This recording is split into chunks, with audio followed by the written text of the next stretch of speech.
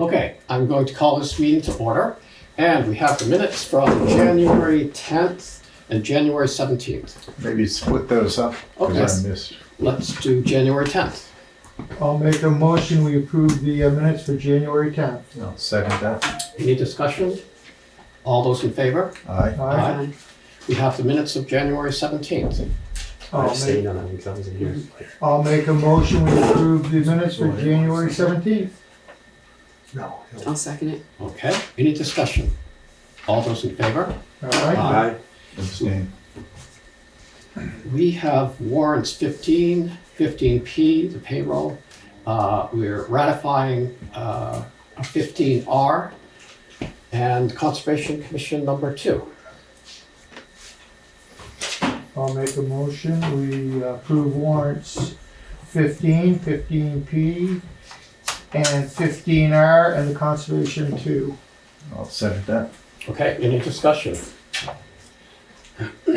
Okay, warrant 15 is for $20,498.78. And that was going to fuel, salt for the roads, payroll transfers, our monthly rescue bill, retirement contributions, and health insurance. Any other questions or discussion? All those in favor? Aye. Aye. Okay, ARPA funding?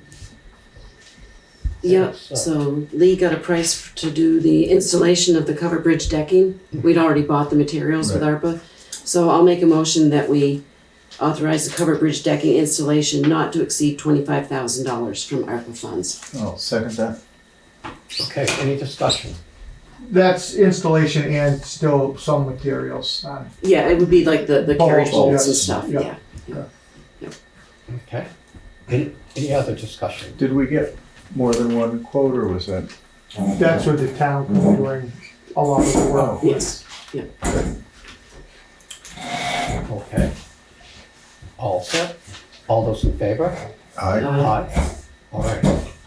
Okay, now, we have Catie Berg and company for the declaration of inclusion, and we're going to go to Zoom, but anybody else have comments that's not on the agenda?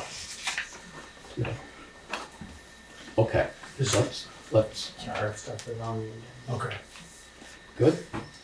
Okay, let's Zoom. Well, we're zooming. Now Okay. listen. How's the audio out there? It's good. It's a little garbled and from some of the speakers, but Some people garble. Yeah. I'm going to move the computer down to the table where the mic will be a little closer. So I imagine that. Are you going to come to the table? Well, if I'm not speaking unless No, I think we're addressed, Zooming. but Okay. I'm happy to come to the table. I think we're just gonna Zoom, and then if we have questions and you have comments, then we'll go from there. All right. So the microphone's closer. I'm not sure what you can see right now, and your audio is good. So you guys are up. Well, thanks a whole lot. I appreciate you taking some time. Obviously, your day isn't done, and my day isn't done yet either up in Montpelier, but I appreciate you taking the time out today. And I appreciate Al and Bob coming. I want to say, first of all, one of the things I enjoy about spending time with them is they refer to me as young man. And I don't hear that too often, but what I admire is that here's a couple of guys in their 80s that took it upon themselves to start this project to get towns to sign up for the Declaration of Inclusion. And I like to say that's in the most basic way, it's putting the welcome mat out. It's putting the welcome mat out for everybody, but we want to make sure that people feel welcome, people feel inclusive. And I know Dummerston is one of the most welcoming towns around, but this is a way to tell the whole world. This is an opening. It's putting the welcome mat out for people who want to move to town, people who want to work here, and one of the reasons can you hear me? Yeah, we can hear you. Zeke had something to say. Okay. So, so town, I was told this was our opportunity to ask questions. Sure, okay. Then I'll sit on it and listen. Great. So last year on March 7th, the town meeting voted overwhelmingly to, I guess, support the Declaration of Inclusion. And so we thought that was great. And so I wonder why we haven't been accepted as a town that supports the Declaration of Inclusion. I don't feel very welcomed in this instance. So I don't know why we haven't been accepted as and listed as one of the towns supporting this. Al, do you want to grab Yeah, that one? be pleased to, yeah. In order for a town to be listed, and in order for it to be official, it really has to come back to the select board, or to the city council, or to the board of aldermen, whatever the governing body is. It's great to have the town approve, and you did, I don't know, 380 to 32 or something like that, an overwhelming vote. And that's been similar in every other town. There've been 2 or 3 other towns that have taken the declaration to a town vote. In each instance, we've had the same kind of result that you've had in Dummerston, but the select board came back and said yes, because the select board is the governing body of the town. And so you speak for the town. And so it's very appropriate that everyone knows that, in fact, the governing body is behind the Declaration of Inclusion. And I'm not sure, but does it have something to do with the Secretary of State's requirements for an official notice from a town? It may be so as well. I'm not sure on that, Mike, quite honestly. I don't think so. Sorry? Somebody said they don't think so or something or other. In any event, it's to your benefit. It's to the town's benefit to have both the governing body as well as all the residents having adopted the declaration. It's got to feel better to you to be on board with that, just as it feels better to every town, and town folks know that you support the declaration. You're the leaders of the town.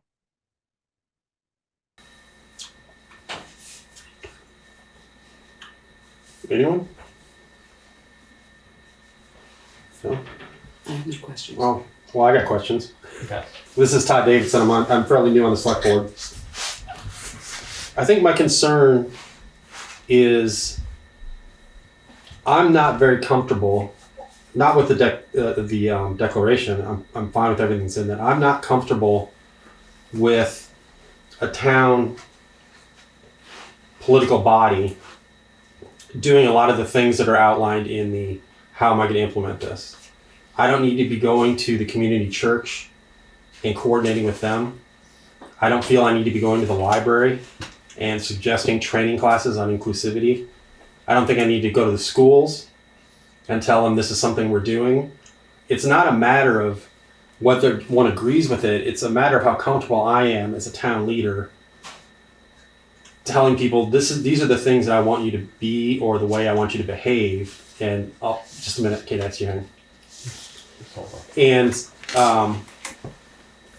it starts to get just a little too doctrinal for me. And that's really the problem I have is I know a lot of other select boards have accepted it.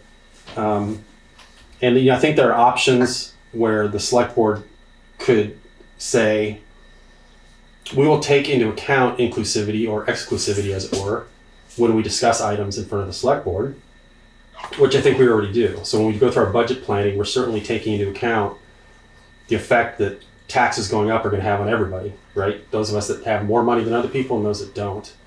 You know, unfortunately, the only progressive tax rates we really have to do with the value of the property and or amounts of taxes that are forbidden or not forbidden, forgiven, written off depending on income. So those are my prime issues with it. And so input that you may have to alleviate that or convince me otherwise would be helpful. Sure. So one of the things that I would share there is whether you do anything subsequent to this declaration is up to you. There's some suggestions that we have that the towns could do. There's certainly nothing that we're requiring of anybody. And some towns have made the declaration and that they're good with that. And other towns like Putney did start the Equity and Inclusion Committee for the town. Certainly up to you. If the declaration is that statement is what you want to do, there's nothing that we're requiring that says you have to do anything more. What you saw may be on the website were suggestions that we have if you want to take subsequent steps. So Catie Berg here had her hand up, so I want to let her talk. Go ahead, Catie. Yes, in the information sheet I gave you, I had 3 different instances of implementation. And it's my understanding that the Selectboard has no requirement to do any of this implementation. It's that a volunteer committee would be working in favor of the declaration and would do these things, work with the town schools. Dummerston Cares is already doing that.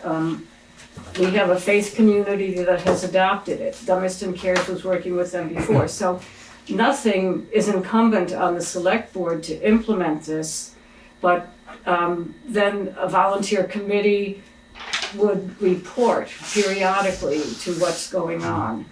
But it's not a requirement for extra work. I'm not worried about the extra work. So, I talked to Bill Schmidt about this last year, I first got on the board. So, 2 things there, and I don't want to speak for Mr. Harnish and Mr. Wakefield. I know, Mike, you brought this up. If there's no requirement for anything to happen after this, what is the obsession with having select boards? We can rubber stamp something, but if it's not actually going to some good, what's the purpose of it? And so if they're already if Dummerston Cares is already doing this work with the church and the schools, why does Dummerston Cares not continue to do that work? And if there are issues, you bring it to the select board and say, hey, we see there are issues here and there. Is there anything that can be done about that? As opposed to a town-sanctioned organization. Are you directing Sure, it to me? Yeah. Okay, so Dummerston Cares has been the sponsor of this, and the idea is to get the ball rolling. When the Vermont statewide campaign for the Declaration of Inclusion requires municipalities to adopt as a way to give some backbone to the statement, these towns, and now we have over 135, these towns stand by this declaration. It is something that is said out loud for the reason to attract people who believe in inclusion. And of course, we know the economic benefits. It is not, to my understanding, we have not discussed on the board of Dummerston Cares that Dummerston Cares would run a committee. But with the electorate approving this and with the select board adopting this Declaration of Inclusion, then there can be people who come to offer to form a committee, and that's where it would be, that this committee would form and would have communication with the select board and advise and consent about certain things, perhaps. So the committee, so 2 things, and then I'll see my time here. So the committee formed, I don't know what you mean by that. Do you mean the town's going to form a committee? The select board would have to, Is that what we're supposed to say, a Appoint volunteer people? committee? Is that- Yeah, that's the question. What is your yeah, understanding, would, Alex? the committee that you're talking about, would that be a committee that the select board would establish and populate? You know, we would appoint people to it? It's not my understanding that that's what would happen. It's that people from the town who were interested in this would form to support the declaration in these ways of implementation that seem sensible.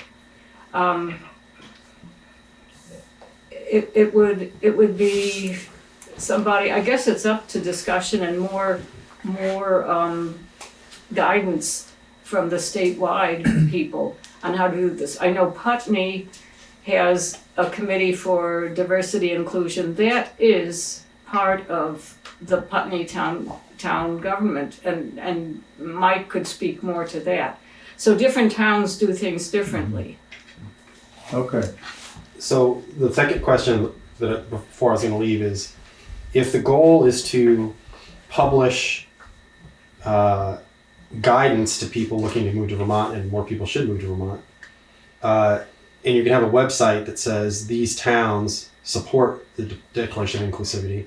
To go back to the first question, if a town has voted 383 to 32, right, but the select board has decided not to formally act on the declaration, the town's already spoken. So to not have Dummerston listed as a town that supports it after a town vote, which I consider far more important than the select board vote, is a little bit disingenuous, right? Somebody shouldn't look at the website and go, hey, I want to move to Vermont. I'm going to look at the towns that would welcome me and not have Dummerston listed after the residents of the town voted on it. I don't think the select board holdup should prohibit Dummerston being listed. Does that make sense? Well, If I could, I mean, you can kind of pick away at your leisure at this whole thing. You know, if you have a football team or a basketball team, and let's use a basketball team, right? You got 5 folks who start and they play, and another 10 or so that are on the team, and you want everybody to be pulling their own. And you bring on all these 15 folks because they all have strengths and they all lend to the hopefully winning, whatever you're after, the tournament, getting that trophy. You don't want one person on that team that's not pulling its load. The select board is an integral part of the community. You guys, I can't see who's on the select board, but you folks are the leaders in your community. It is just, it's extremely helpful, and I would think you'd want to stand by, in fact, the people who voted you into position, to stand by what they said they support. It's to stand on why should the select board go when the people in the town have already voted. In and of itself, I just think it's taking the conversation away from something that's very simple, and that I think the select board would want to do to enhance the image of the town. Our vision is that all towns in Vermont will have adopted the statement, and that Vermont will become known as the most inclusive state in the country. And it's inclusive, it's not exclusive, please, in the country.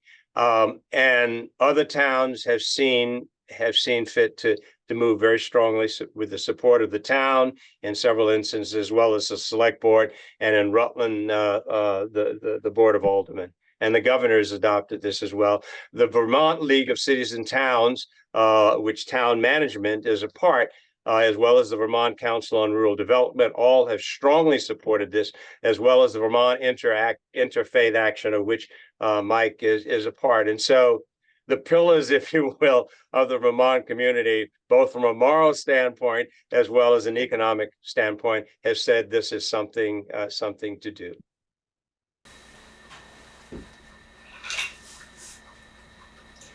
and the idea being that in the website, in order to be recognized on the map, listed, the municipality has to, the town governing body is supposed to adopt.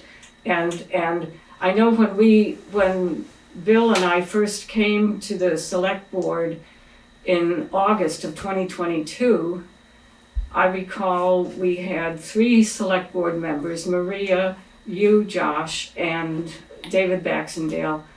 I'm sorry, not Josh, Zeke, okay. excuse me.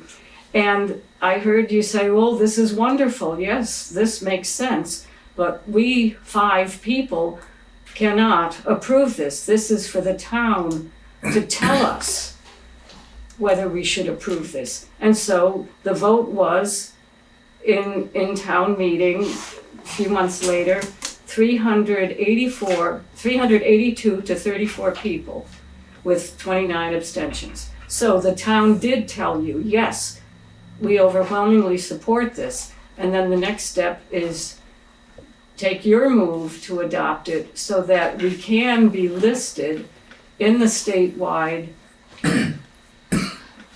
declaration as adopting this. And we, I mean, I've listed the 135 towns, and we have many towns from Windham County that have already adopted it. And Marlborough and Westminster are in the process of going through, like Dummerston is going through.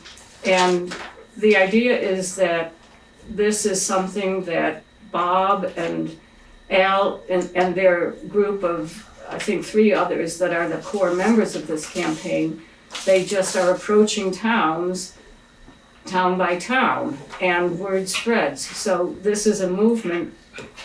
You know, last year they were hoping to get 100. Now we're well into 135, and this just keeps moving on. Interesting with the town of Georgia, which initially the select board had a year and a half ago had voted not to adopt, one of the 5 towns that have voted not to adopt. And the select board, as of 2 days ago, came back and said, we overwhelmingly support the Declaration of Inclusion. We just thought that was just, so it was nice. The words can't describe the joy that it brought. Now we have a question in the room.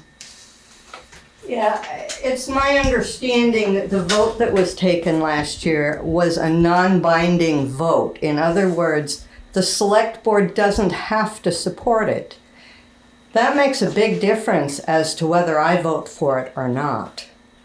And as I have looked at the DOI website and I looked deeper into what that means and what DOI supports, I can't support that. I don't think our town plan should be rewritten. It costs a lot of money to do that. It takes a lot of time to do that. I've been involved with that. And I don't think we should, as a town, be supporting something that promotes activities that I don't necessarily believe in. Now, I believe in including everybody. I believe everybody should be welcome, but I don't necessarily agree with the methods that DOI promotes. And I don't feel comfortable having my select board that I voted for promote that.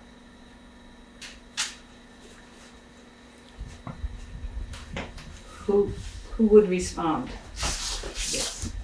Just listening. Pardon? We were just listening.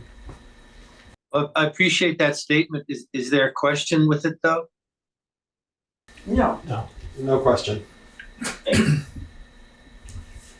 Anyone else? Let's see. You know, last year I had suggested that you go ahead after the vote, you know, approach the town clerk and see if she, you know, talk with her about posting the declaration and Yes. but I don't think you did that. Or? I have not done it yet. No. Well, when we spoke with you, I think it was March 28th, to see why this hadn't been approved,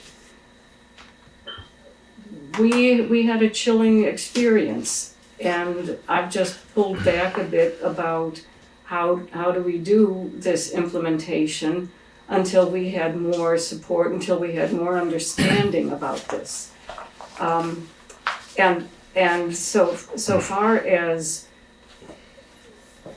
measures to implement this, working with the school, getting support from the faith community, having discussions about what is,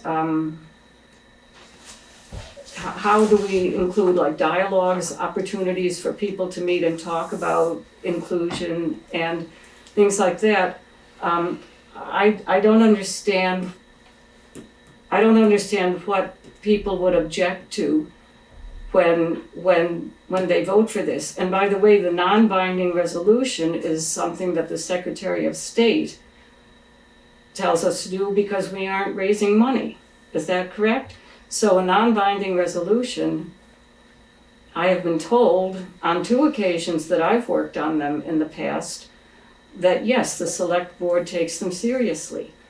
And so what we're saying is, in order for, we appreciate that this is taken seriously. The community of compassionate communities, that was a few years ago that this was adopted. And now the Declaration of Inclusion, the idea being that with the town's approval, now the ball is in the court of the select board because of the requirement of the statewide organization that the town's governing body has to adopt it in order for this to be proclaimed on the website.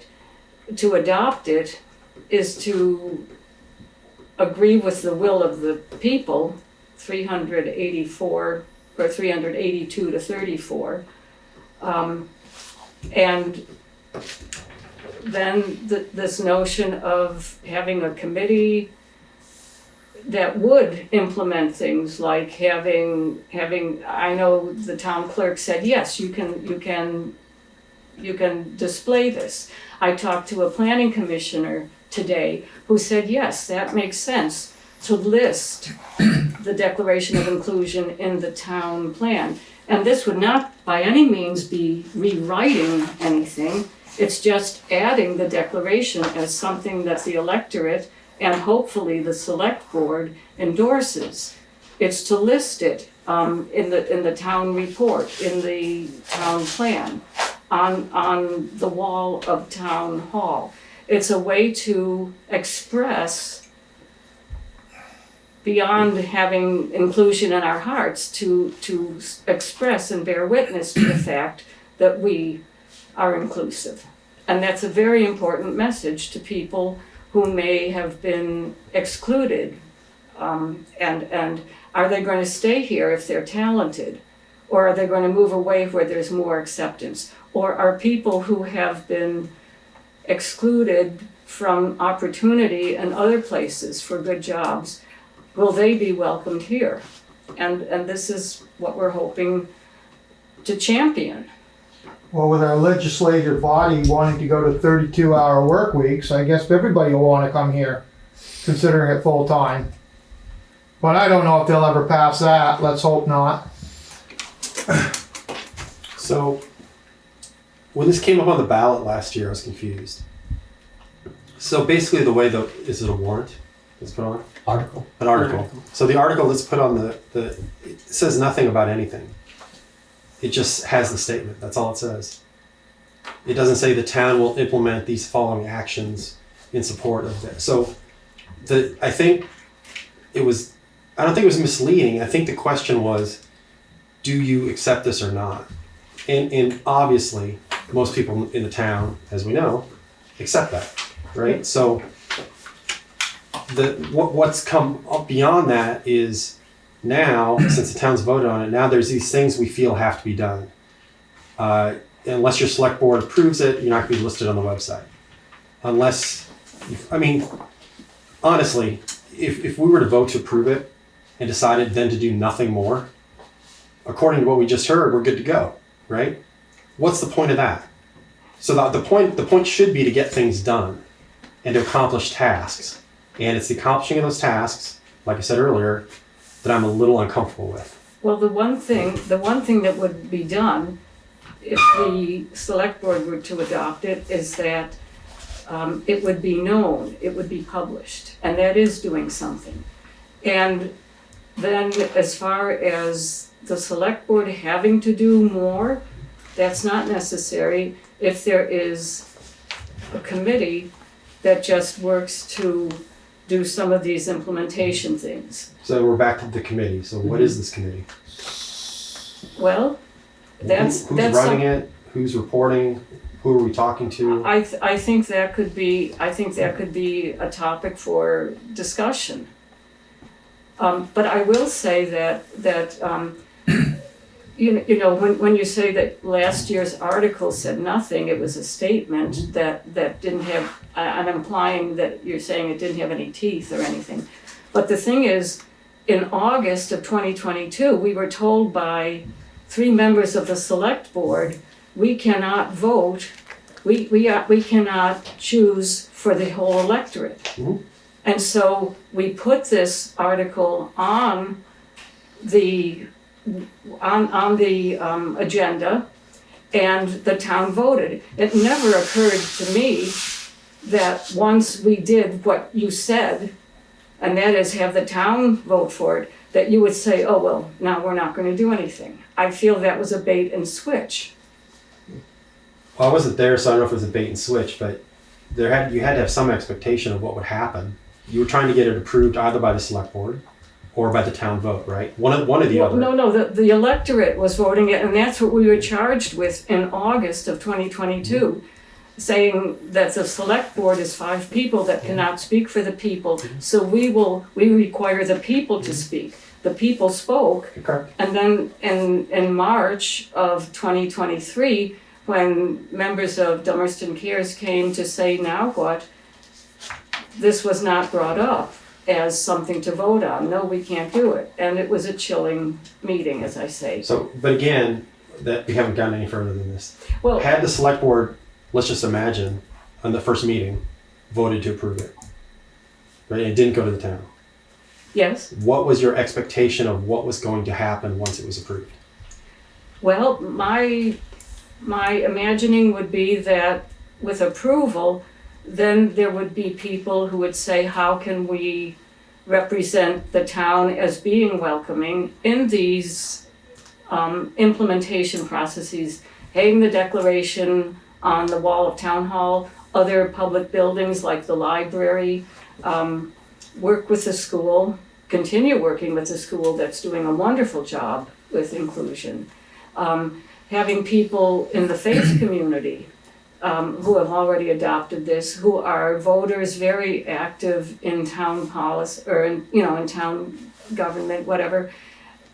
This is a community effort, and so there would be, I imagined, discussion about how can a committee of people best serve the select board to get the word out in the spirit of the statewide expectations or requests on how to implement this, which are not onerous. It's things that are things that already exist but can be enhanced. So listing the declaration in the town plan, in the annual report, things like that. These are things that remind us that we are welcoming, and in my case, it's a point of pride that I'm a member of a community that values witnessing, bearing testimony to the fact that people are welcome here to live and work and thrive. Okay, so if the select board were to endorse the declaration, Um,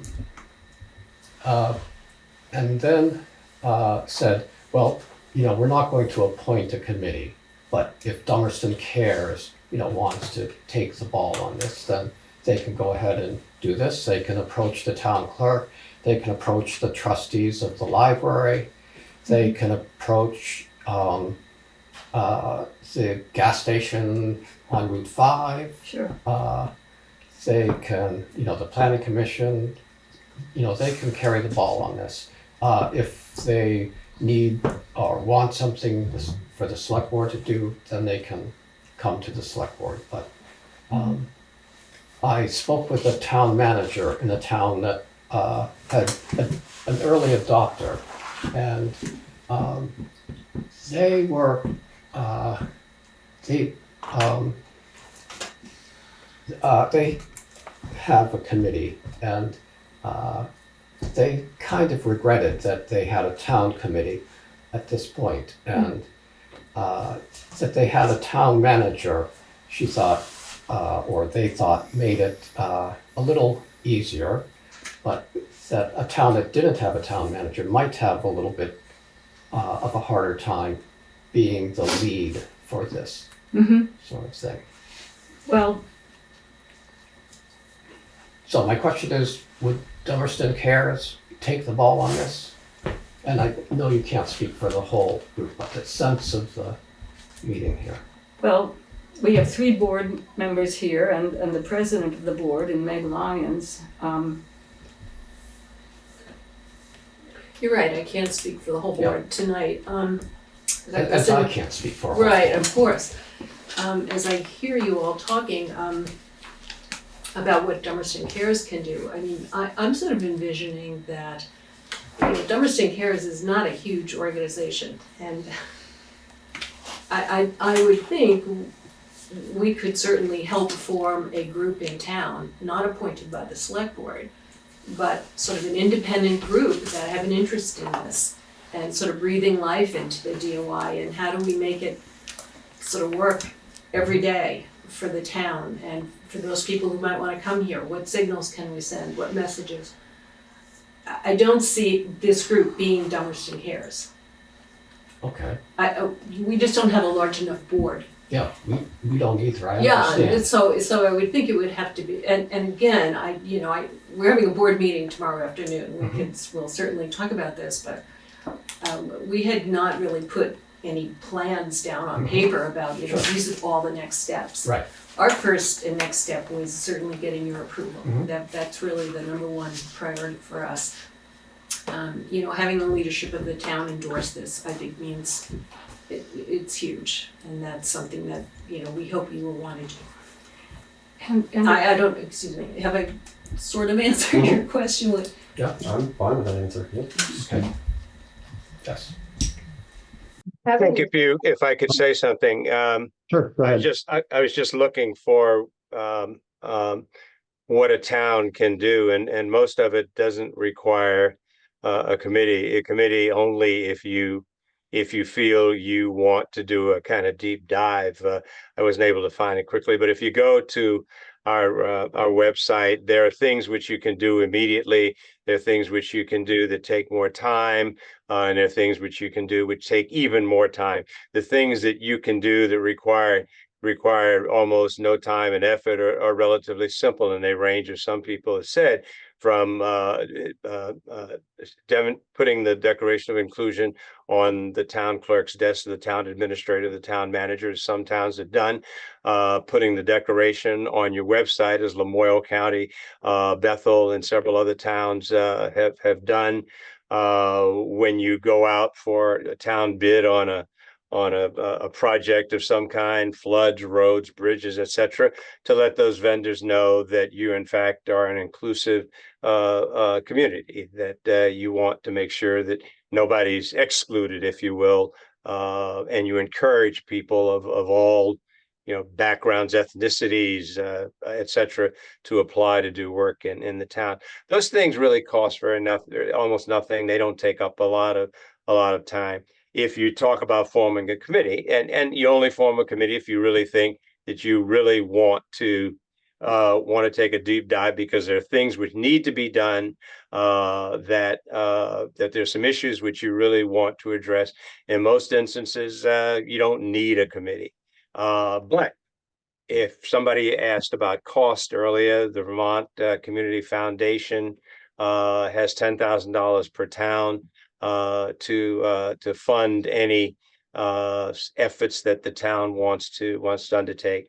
That has not been drawn upon. I think some 5 or 6 towns have drawn upon that fund because most towns feel like they can do stuff without incurring a lot of cost. This is really spirit and intent. We talk a lot about that.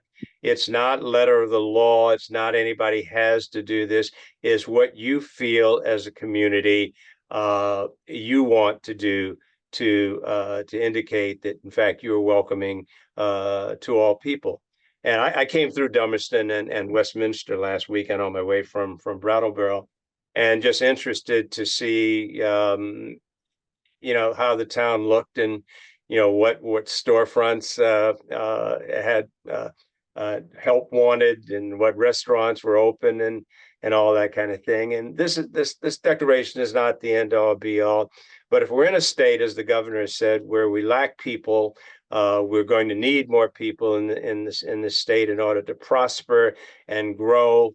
This is one way of doing it.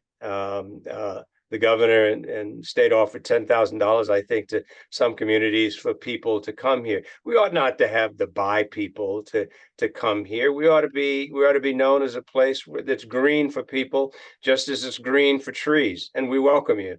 Come here on your own. I came here. I'm obviously Jewish. All right. Joke. Not a joke. I'm obvious. Whatever you think I am. But I came here before I came here, I explored coming here with the head of Killington, which is a major ski area in the area. Frank Punderson of a major real estate group, and Otto Yanantoni owned a retail store in Killington, about how it'd be for a Black man to come here and build a business. And I got yay from all of those. And I came here and I built a substantial international business out of Mendon, Vermont. We traveled all over the world and talked all over the world. And I'm very pleased to come here. That's to be contrast with about a year ago. I was trying to figure out where I wanted to be buried, since Bob and I are pretty old and death is somewhere, in the future, near future than as I look at you guys and ladies are. And I went over to the cemetery in Plymouth, and I said I'd like to be buried near Calvin. And the cemetery director said, "Gee, that's great. Pick out a plot." And I did. And he said, "Would you want to take a trip with me, right over here?" And I said, "Sure." And he took me over, and I walked over with him. And he said, "Would you consider this area?" And I said, "Well, that's not exactly as close to Calvin as I'd like. But why are you offering me this?" He said, well, Adam Smith, not his real name, is buried right here. And I thought maybe you'd want to be buried next to Adam. And I said, "Oh, what's special about Adam?" He said, "Well, Adam's Black, and I know you're Black, and just maybe you'd want to be buried over here." And I thanked him and said, "No, I really want to be buried over." Nothing against Adam. I don't know Adam. But I'd rather be buried. That, it's just subtle. I don't know what you call it, racism, call it ignorance, call it naivete. It doesn't need a name, but it's subtle. And some other people might have thought, well, this is not the place for us. And if you're looking at a community, you look at the whole fabric of the community, and you want everybody there to be supporting whatever the cause is. In this instance, it's really about apple pie, and it's low hanging fruit. If I interrupt you, go ahead with your statement. Oh, I just wanted to state that I'm in support of us adopting the Declaration of Inclusion. I think we've had clear support of our constituents. The vote was pretty overwhelming. I think the requirements, from everything I've heard and from reading I've done on the website, are pretty minimal. The risks seem very low. I don't really understand the concerns that Bev and some others have expressed. I don't think it's an onerous lift on the part of the select board or the town. And I think it's really a symbolic action, that doesn't have teeth. And I think there are people in the community that really want it. There's a very strong support for it in Dummerston Cares and a lot of people I've talked to in the town.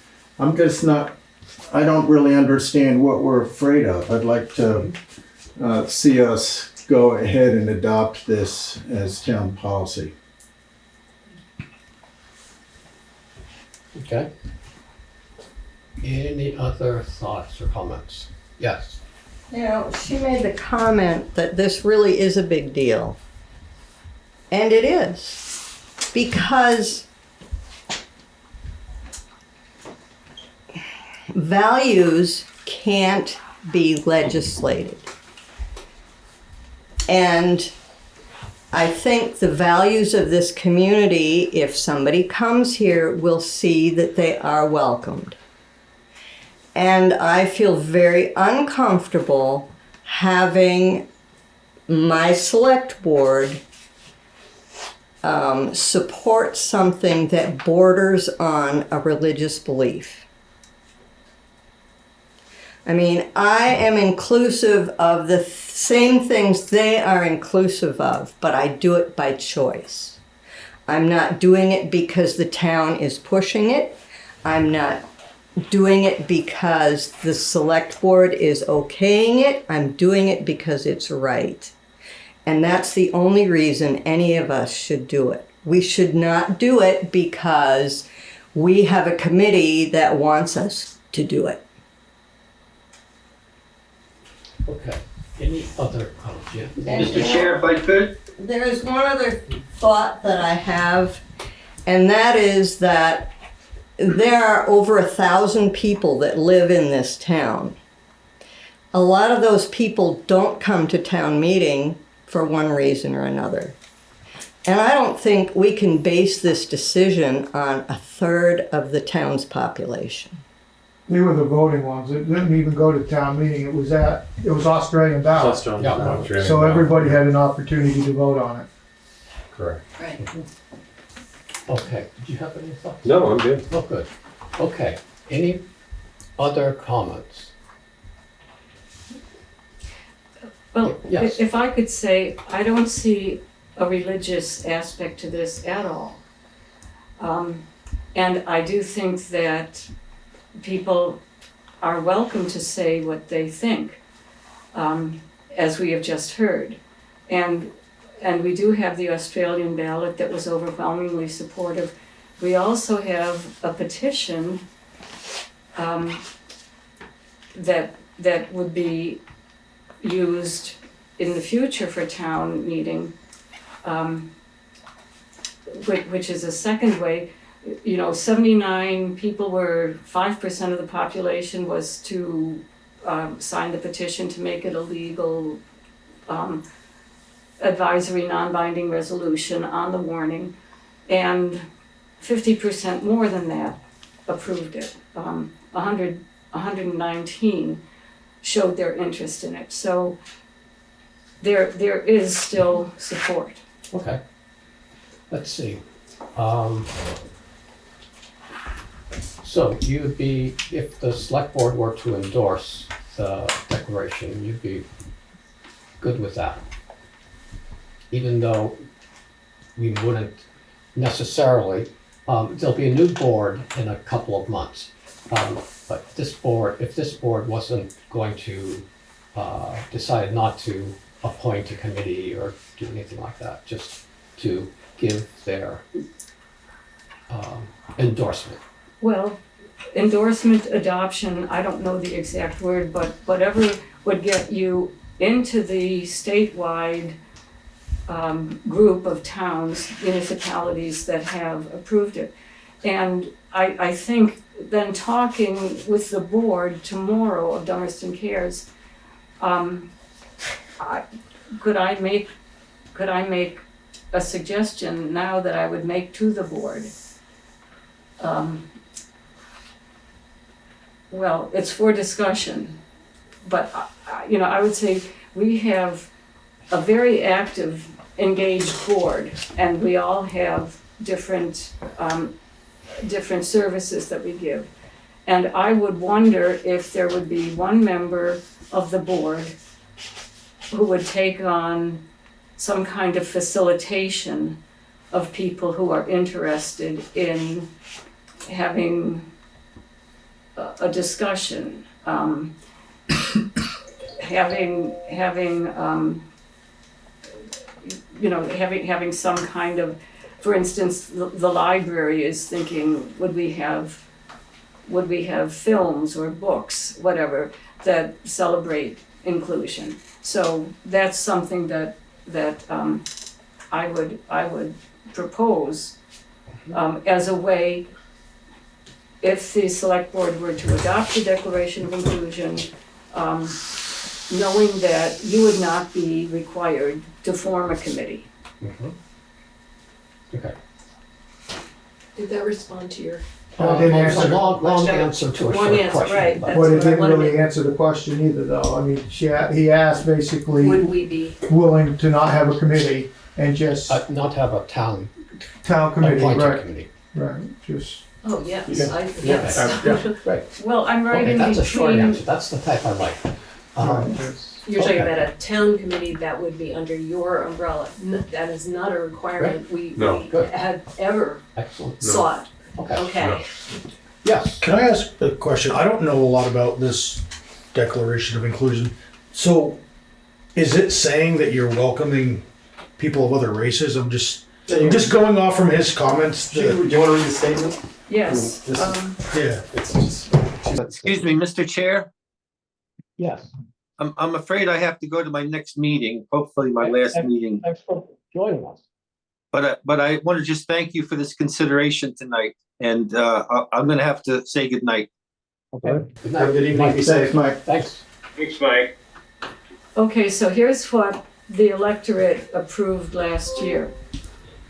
We resolve that the people of Dummerston welcome all persons, regardless of race, color, religion, national origin, sex, sexual orientation, gender identity or expression, age, differing ability, economic status, and education.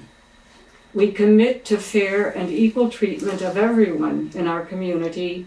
We value respectful civic engagement in all forums.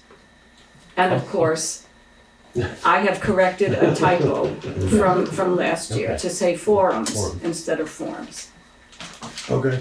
So, just my 2 cents. I know I'm not worth a lot, but Worth 2 as cents. much as. I commend you guys. I commend you guys for dealing with this. I personally, I don't have a sign in my front yard that says I welcome everybody. I just do.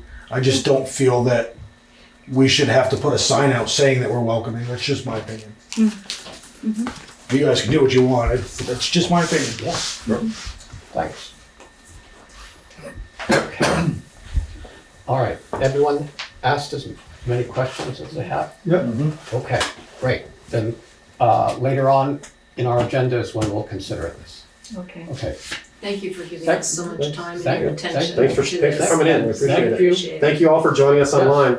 Thanks It's nice to meet you. Appreciate it. Thanks a lot. Thank you, gentlemen. Thanks. Take good care. Let me stop. Ladies and gentlemen. Let me stop recording. Okay. That was the longest 15 minutes I've ever sat through. Recording stopped. Really? Let's see. 15 minutes. Okay, are you here for budget or? The correspondence. Okay. All right. Then let's go to the road, if you're okay. Let's go to the road foreman's report. You guys leaving or sticking around? We're leaving. I'm going Be careful out there, would you? Yeah. Right, there could be something. I did, I spread ashes down. One question, if the board were to endorse this, the declaration. Your board, not mine. Yeah, if this board were to endorse the declaration, would you what would be this, happen to your petition? Well, as I said last week, if the board endorses this, adopts it, whatever, it seems there's no need for the petition, because what the petition does is say that the electorate charges the board to adopt this as town policy. Mhm. And if you do that now, it seems to preclude any need to do it at town meeting. Does that make sense? I think so. Okay. I'm not really happy with the word policy, but we'll come up with some language. This was a recommendation by another select board member for putting it on the agenda. You weren't here, Todd, on the 10th. But Okay. Thanks. Okay, thank you. thanks. Okay, let's see. Let's see, the Park Lawton Road structure. We got bids, So kids last meeting. and what would you like to do? I think I'd make a motion that we go with Bell's. Belco? Belco, yes. Did we get Lee's Yes. recommendation? Lee? Guess what it was? Belco. That's why. Pretty big suggested difference. Belco. Yeah. $176,500. So, is I'll that second it. okay? Any discussion? All those in favor? Aye. Aye. All right. And I'll make a motion that we authorize that funds through ARPA. Second that. Any discussion? All those in favor? Aye. Great. Two birds with two stones. Okay. We'll let Lee know. There's an email from Carrie, Towle, looking for a status update on the right-of-way in the West Village. And Roger sent us some maps. Right. And I sent him an email telling him that, personally, I didn't know what the proper thing to do in this case was, and what would he, what would a smart person do in this case? And so I sent that email that he, at 5:30, I sent it around to everyone. He was saying it might be that, the landowners work something out, the town, probably the town is involved in talking to them. But it looks like it would go to another meeting. Right. And Natalie Blake is interested in this. She called me. I just want to,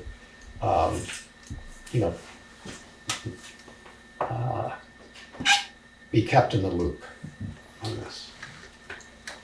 I thought it was a question of whether it was a town road, not a right-of-way. Right, that's what it really is it a town road and who has, and if it's a right of way, where the town right of way goes through, if it is a town road. But I thought in Roger's response to you, he referred to it as the right-of-way from the railroad. He mentioned the railroad as one example of this sort of question, but I don't think the railroad was in reference to this. I think it actually might have been. I think it was. Yeah. But I think what it's gonna do is it's gonna take more Oh, digging. that is the old railroad. Right. Mhm. It's gonna take more digging into the whole, go ahead. Go ahead, finish, Jason. Oh, I think it's gonna take more digging into the deeds Yeah. Right. to find out who actually has the right of way, when it was given, when it was taken out. Mhm. There's quite a bit of work involved in that. Yeah. So I'm part of the board of Friends of the West River Trail, and we went through this basic issue about the railbed ownership from the quarry into Brattleboro. And the land had been owned by a company called Salzburg Corporation that acquired it from the railroad to salvage the steel. And, we at one point, this Friends of the West River Trail, acquired what we thought was the easements, or the easement to that railbed And our lawyer said, no, actually you acquired the land itself in fee simple. Now, it ended up going to court, and basically the court determined that that land had reverted to property owners. So that's my understanding, that the entire rail bed is now owned by the property owners that had joined it, not the town. But I don't know what the town's interest in that would be. Right, and that's where, I mean, I think you'd go from that point to see, because I'm not sure, but I've heard that was given, or, made into a town road after that fact. Okay. So if it was, that's the line we'd have to follow. Yeah. Because it may have gone back to the landowners, but then it may have been deeded back to the town as a road. Okay, so, I think it gets quite complicated. Bob Fisher was pretty well schooled in that because he got involved on the Brattleboro side about that question, in Dummerston. And he, I think, was arguing pretty strenuously that the land had reverted to property owners. So my guess is that we could ask Bob Fisher, and it wouldn't take a lot of his time to demonstrate that, given the fact that he's already dug into it pretty carefully. okay, but would we have to find out whether it went from the railroad bed to the town first? Or the railroad bed to the landowner to the town. Oh, okay. So yeah, there's different ways that could have happened.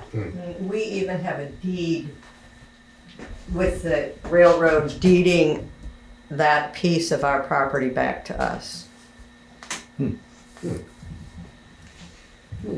Okay. Because it was at one point the driveway to the community center, wasn't it? Yes. Yeah. Ah, okay. Yeah, that used to, Mhm. that used to loop right up around. That used to be a regular road Right. back when, well, I'm not gonna say when. I was gonna say, we're not gonna age ourselves. School's been closed for quite a while, so. Yes. Within living memory. Yes. Okay. All right, so we'll just,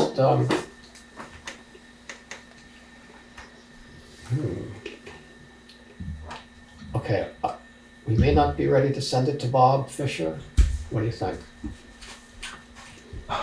I'm not sure how, if we have somebody that wants to look into the deed before we send it to Bob, because once we send it to Bob, Yes. I mean, I understand your point. If it's plain and, simple, like, she's got the deed for it, but I think there's another aspect to it that we might be missing and we might not be. So I think it's one of those things where I don't think any of us would have the ability to go through No, the deeds. No. That's not a skill I have. Me neither. one I don't want to do again. I've done it before, but Is there anyone in the town, like Lori or Liza, that would, Or Roger. or Roger, would any of them have the ability to? Roger could, I think. He'd be probably the best. Well, he made it pretty clear that he wasn't He wasn't the one to decide what to be done, but to do some research. research. We I mean, we could ask. Yeah, so, but now, if it's all right with everyone, I'll ask. Mhm. And, Okay. yeah. To look into the deeds and, Right. I would say from the community center going up through to West Street. okay. There's a few different property owners there. There's I'll Brooks. do that. Okay. Also. Great. All right. All done with that? Okay. Under correspondence for information, is there anything you would like to discuss? I guess the fire department. was- Yeah. that's Okay. something. No, we're good. We just want to make him sit here. Apologize for my coworkers, they're Yeah, everybody trying to do a loves it. fire. Yep. No apologies. Um, You guys have copies of this, or do you want copies? I never seen a copy. I think I read it. Let's see. Oh, yeah. I'm just gonna, I got Paul here. Yeah, I'll keep up. Yes, I'm online. So Paul's here.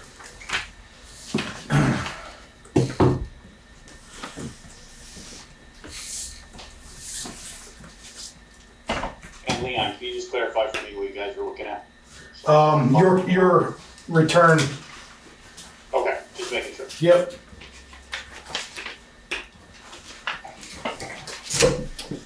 Did you send this to us in email? Paul replied the, Alright, yeah, okay, so Same this was a night. while ago, yes, alright. a week ago. Yeah, a week ago, yep.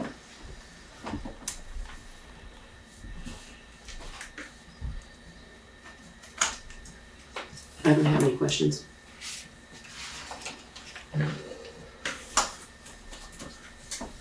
I guess I do have one question, and it's about the surpluses that you guys have. If the highway crew has a surplus, that goes back to the taxpayers. If we have a surplus in the general fund, that goes back to the taxpayers. And I've noticed that the last few years, you guys have had a surplus. With us giving you the money, that doesn't come back to us. Why wouldn't that come off the top of your budget, right off? I can speak to that. So essentially what we do is we receive our appropriation from the town, and we do fundraising to make up the difference between what the town gives us and what it costs to operate. When we look at that, we obviously, our target for fundraising is to cover our operating costs, basically fill that gap between what the town gives us and what it costs to operate. If we're fortunate enough to raise more than that, if we're fortunate enough to hit some targets that exceed what is necessary, that's money that we look to put into those capital funds. That's money that we put into things we know we're going to need to buy in the future. There's money that we use to offset when we always leave a certain amount of operating reserve for the times when we come in below, which has happened as well. So the reason that our automatic response is not giving it back to the town is the town didn't give it all to us. But you're asking for the town to give it all to you. Now, I mean, you're going in the direction of the town. I take it from the last meetings we've had that you guys want to get done with the fundraisers. We don't want to get done, but they're not fully sustainable. Well, see, that's the thing. We keep getting so many different things from the fire department. Honestly, Leon. So- I mean, we were told they wanted to be done with them. The only thing they really wanted to do was the pancake breakfast because it was a neighborly thing to do. That's the last we heard. So I just want to interrupt there. So I know there's been some communication barriers, and it goes full circle, with not just us, but with you guys. So some of our members don't want to fundraise because we can spend 100 hours putting into a fundraiser to make $1,000. We still are willing to fundraise. We're in the process of getting our auxiliary back up and going. And we just had a pretty good idea to do a raffle, and like it was going full steam, and now there's some setbacks. So we're still trying to fundraise, but like I explained to you before, we don't want the ups and downs in our budget. So if we have money from you and we get to a point where we're capped off and we don't need any more, then we can lower that. But at the point right now, as you pointed out last time I was here, we're headed in a downward slope if we don't get our stuff in order. So we're trying, and it's not.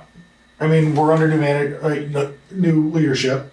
We're trying to go forward, but on the other hand, we're also seeing that last year we had a surplus of how much?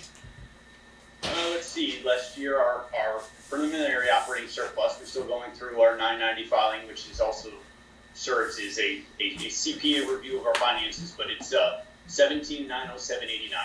Okay, but the year before that, we had an $18,000, or a couple years before that, we had an $18,000, you know, deficit. Yeah. So, I mean, it goes up and down, and our goal, our primary goal in the end, and I've said this before, is to have a straight line budget from the town so that we don't have ups and downs like you see. So after I came here and met with you guys last time, I went through and I took the form that you had, I got it offline, I reconstructed it, I put your numbers in, I put my numbers in, and I came up with this graph that looks like the Adirondacks going up and down. And then I put in what we wanted in a straight line. So we were gonna come back to you with that, but sometimes it's hard to correspond over email or if we're not there in person, even text message, because things can be misconstrued. With that saying, when with you saying that things are changing or aren't clear, I want to address something. So, nothing against you, Todd. I'm just going to point this out.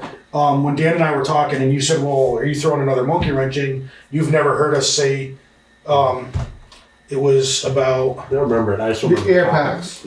No, it was about doing something. Yeah. So, but I went back in the videos on BCTV, and 1 month prior to that, Dan sat here and said the exact same thing I said. When you said you didn't remember it or that we'd never heard it before, I shut right up because I'm like, was there a miscommunication? I didn't want to argue with you about it because, you know, I wanted to have proof. So I went back and did that research and found it. So that miscommunication, there's a lot of things getting talked about. There's a lot of things going on. When Larry brought up the fact that, you know, Maria had said we had to have our own capital reserve as well as going with your capital reserve, you didn't remember that. Zeke thought it was a miscommunication. I went back in the videos and found where you said exactly what Larry said word for word. And then you guys sat here and said it was a miscommunication. So there's a lot of things being talked about, and I hear people in the background, you know, saying that we don't know what we're talking about and maybe we just need help. There's a lot of things going on and there's a lot of miscommunications, but the reason we're coming when that thing's on is so we can go back and look and double check what we're doing. Yeah. Now this response here that Paul did, his whole life is doing this kind of stuff. So he took offense, I think is the right word, and Paul will interrupt me if I'm wrong. But I mean, his whole life is doing this, and for somebody to say that, you know, he's giving you these discrepancies and things aren't right, it's really a slap in the face to him and to us. So we're trying to be as upfront as we can, and I just wanted to bring that up with Lewis opening that door. Nothing against anybody. We're trying to be as close as clear as we can. Okay, so stop yeah, it. go ahead. When I brought what up? All I brought up was the things about things changing. Okay. I'm just trying to say that we're trying to be No, I wanted to make sure what. Yeah, no. So, Paul, I'll let you continue. Yeah, I mean, so getting back to the nuts and the bolts of our budget and what we put forward. I mean, we haven't seen anything has changed. We've been looking at it. We're looking towards the future. We're looking towards 2025, fiscal year 25. We're looking, as we've mentioned, towards those surpluses that we've shown, those capital fund contributions. You know, to us, that 17,907 is a success. That means we've achieved the ability to put some money towards those funds, which have not been seeing much of a contribution over the last decade. Our looking forward is what we've proposed with showing for 25 that's our intent. But if you take that expected surplus of 28,464, you know, you'll notice that that's what what the proposed ask from the town is only for operating. I mean, where there's still a need to fundraise to close that much smaller gap, and then focus on fundraising for capital. Well, we don't know yet how much it's going to take and whether or not that's even enough to fund our capital needs going forward. We're still putting that together, as Leon had said. We're still putting that together. All of the things that we know we're going to need, how much they cost, when they need to be replaced. That schedule is being put together, and then. But for now, what we have supports this number. We know this number isn't big enough. We know this isn't enough even with the contribution, to get to where we need to be. But it's a number that we're comfortable satisfies the need today, makes sure that we're not going backwards anymore, and gives us some room to get to what is a quickly approaching some large capital needs. Okay, excuse me, Paul, can I speak? Absolutely. Okay, I don't know if they had told you at the last meeting that we had, that wasn't on film, so he can't go back and say I didn't say it. We had decided to do two different lines for you, a capital line, budget line, and a operating line. So you're gonna get two different line items, two different amounts. You're gonna get 26,000 in the capital and 50,000 in your operating. Isn't that what we? Yeah, I read the minutes. So that's what I see in front of me. Okay, I just wanted to make sure you saw that. Yeah, I mean, I do have a question related to another line item, but I'll get to that in a minute. But so in essence, we're going to get a contribution of 26,000 to capital. We're going to get 11,445 less towards operating, which means we're going to have to close that larger gap because, of course, our expenses are going to go up. We're going to see cost inflation. When we met last month, we talked about, we based largely what we were putting forward on our fiscal year 24, our current fiscal year, because we're still looking at what those impacts would be. And, we were going with what was more reliable data as we, and at your request, put in at the boards, not you individually, we put together the expected inflation. And essentially, when we finalized our proposal for FY25, it took into account all of those. Now, despite that, we did not change the ask. That number has stayed the same. We presented what the budget will be, and that ask will be a revenue component of that overall expected expenditure. But the number that we were requesting had not changed. So what we're looking at here is, yes, we have a target that was providing for a contribution of 28,464 to capital. It is helpful that we get 26 related to that. But now we have an even larger gap between our appropriation for operating and the actual cost of operations. And so that's obviously going to put more into fundraising. It's a bit of work. So it's certainly, any bigger number is helpful, but it's obviously what we've been trying to present is not closing the gap. That said, it's I'm one member of the department, and I'm presenting the numbers. I'm not presenting an opinion. I'm not saying what we should or shouldn't agree to. I'm just presenting the numbers. I'll let the department as a whole speak to whether or not that's satisfactory. It's not for any of us. As our structure doesn't allow for any of us to agree or disagree individually. So that's looking at it as that's how it compares to what we have, what our plan is. So when I'm looking at it visually, I see the 50,000, I see the 26,000, but I also see this additional VLCT insurance line, 11,909, which is actually our fiscal year 25 expenditure. Fiscal year 24 expenditure. And in the general fund budget, it looks as if the support to the fire department, or I would say the financial burden for the fire department, is 87,909. But as is noted here, it says reimbursed by WDVFD. And generally, I'm not sure what accounting standard is followed in this form, but generally you would see that is an in and out. So it would either be a plus and a minus on two separate lines, or it would net itself out, it would be a zero. But representing the fiscal burden, it's actually showing it higher than it otherwise would be, because the 11,909 is something that we give back to the town. Right. So He's not I was looking at the hoping revenue sheets. by that. Paul, Maria's Yeah. pointing out that, It is an in and out, Paul, because you're not seeing the revenue sheets for the town. You're not seeing the revenue. All you're looking at is the budgets. And that's what I meant by the accounting standard, because typically, I mean, I work in a GAAP environment, so, we follow FASB GAAP. The West Dummerston Fire Department's books are largely, as you know, are cash basis. We have to run modified cash basis because we do receive grants and restricted funds and cash basis do not mix. So we do have to I do have to manually make adjustments in order to be able to produce, modified cash basis to satisfy those requirements. But on that, so again, not knowing exactly what standard this is following, but typically under GAAP, a reimbursed expense would not be a revenue, it would be an expense offset. So that's why I wasn't sure, in the context of an expense burden, the expenses is the money out. It was just, I was a little lost by the representation.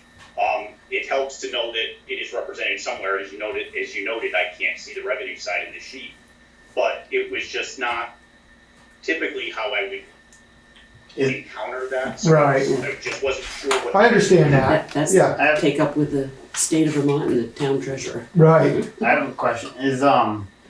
Are those posted in the town report, the revenue sheets? Sure are. Perfect. Okay. Oh, Well, perfect. sorry, I had to cash out. So I'm confused. I missed the last meeting where this was discussed, but I did read the minutes, and it said it was the consensus of the board with agreement from Dan and Larry that $50,000 will remain in the proposed budget as operating expenses, and 26 will be in a new line item for the general fund listed as capital fund. So, and the fire department will be receiving a total of 76,000. Is that, so I thought, oh, good, we've reached an agreement and we're all on the same page, but it sounds like, did you go back and the full department wasn't supportive of that? My interpretation of that, no, the department's not in support of it. Answer. My interpretation of that is, from my understanding, Larry didn't answer and Dan kind of said, yeah, okay. Our interpretation was that's what you were giving us and there was no question on it. I wasn't here, but that's how I understood it. And we were told the lights wouldn't go out because you did have the other, you had money. This year. This year, right. Yeah. And it's gonna be, so next year, it'll be, like we explained to Larry, coming with the capital budget items and your capital plan. So everything is put out in black and white to see how your capital plan goes along. It's posted, so I don't know if anyone else knows. He posted all this online. Right. So the web page is now showing the yearly expenses. It's showing their capital plan. Right. Anybody can see it whenever they want, right? So what I asked for last week is, because if I happen to be sitting here next year, I just want to know what your operating budget is for this year. I know there was $10,000 in 10,000 that we thought was more capital expense than operating expense. But that's just moving it from one line to another. That wasn't a decrease. What it wasn't. But you didn't equally match it when you gave us the capital expenditure. The $50,000 is, we can open that to interpretation and how that came to be. But if the 10,000 would move over to capital this year, what's the operating expense number? What's the capital, right? Of what you guys are asking for. And because when you guys come next year, if I happen to be sitting here, we hope you are. All I care about, some people don't care about this, and I can see your sheets online anyway, is if your operating expenses were $102,000 and next year they're $103,450, I'm like, well, that's just inflation if nothing else. I don't need to dig in to see how much printer paper you're using. I don't care. So what I want to just know is whether you get it or not, I just want to know what the number is so that next year we're all good on what the increase in the operating will be and we can see your capital and we can go from there. Okay. Doesn't mean that you're going to get it all. So I think our plan moving forward is you'll see that same plan. You'll see proposed budget. When town meeting is finalized, the department will adopt a budget that reflects that and then actual. Yeah, that's fine. Right. Yep. And that's Because we that's- can't we can't adopt a budget without knowing what the the town meeting has voted us. Yeah, I mean, what we put forward as an expense budget is literally the expenses that we expect to incur. There's no wish list, there's no items that we can do if we get enough money. These are bills that are going to come in. When it comes to variables that we can't quite say, it's your maintenance. You know, how much money are we gonna put into a truck? We don't know what's gonna break. One year we have, an $800 bill. This last year we had nearly 5,000. So that's where we see the largest variable. We look at, of course, trends. Budgets based on, our best expectation. I use trends and I use what we know. And what we know is when we see large maintenance items, like the cost of inspections, we put that under maintenance. Pump inspections, state inspections, scheduled maintenance. Those are things that we can reasonably estimate. We don't know exactly what the hourly rate and the parks costs are going to be a year and a half from now. But those are things that we can put in there and say this is a likely expense. And then of course there's the break fix. We have to estimate based on our experience what's likely to happen. That's where you see the biggest variability on our expense side, is the things that we just can't predict with the level of certainty that allows for, a margin of error of, less than 5%. And sometimes we win on that, sometimes we lose. We budget $5,000 and our bill comes in at $8,000. And the next year we budget $5,000 and the bill comes in at $3,000. And over time we hope that averages out. We're budgeting on an average based on our experience. Then our actual experience over time should be close to that number. In any given year, it's not going to be. And that's why I know I made this point previously. Our target isn't to 0 because we know we're never going to be that accurate. We can't predict. I wish I could predict what was going to break, because then we could probably prevent it breaking. But the things that we don't know, we have to average over time, which means we have to allow for a little bit of surplus and a little bit of deficit so that it averages itself out over time. And that's where you see the variability. But overall, this budget is just the bills that are going to come in. This is what people are going to send us an invoice for. And so those costs go up every year. Dispatch goes up, phone bill goes up, electricity goes up, insurance goes up, everything goes up. I think we've got this message, Paul. Okay. I think this budget process that we went through was Longest I've ever been on.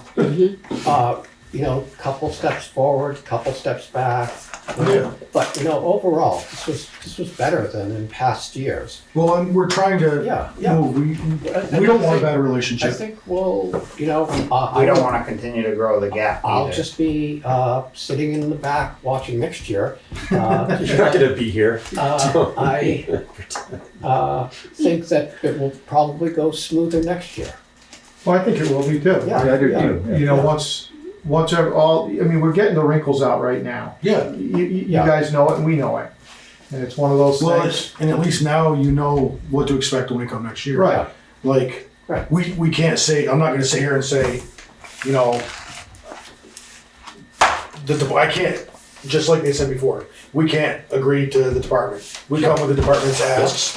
We, make that clear. And we can agree to go back and We can agree, present that yes. back to them.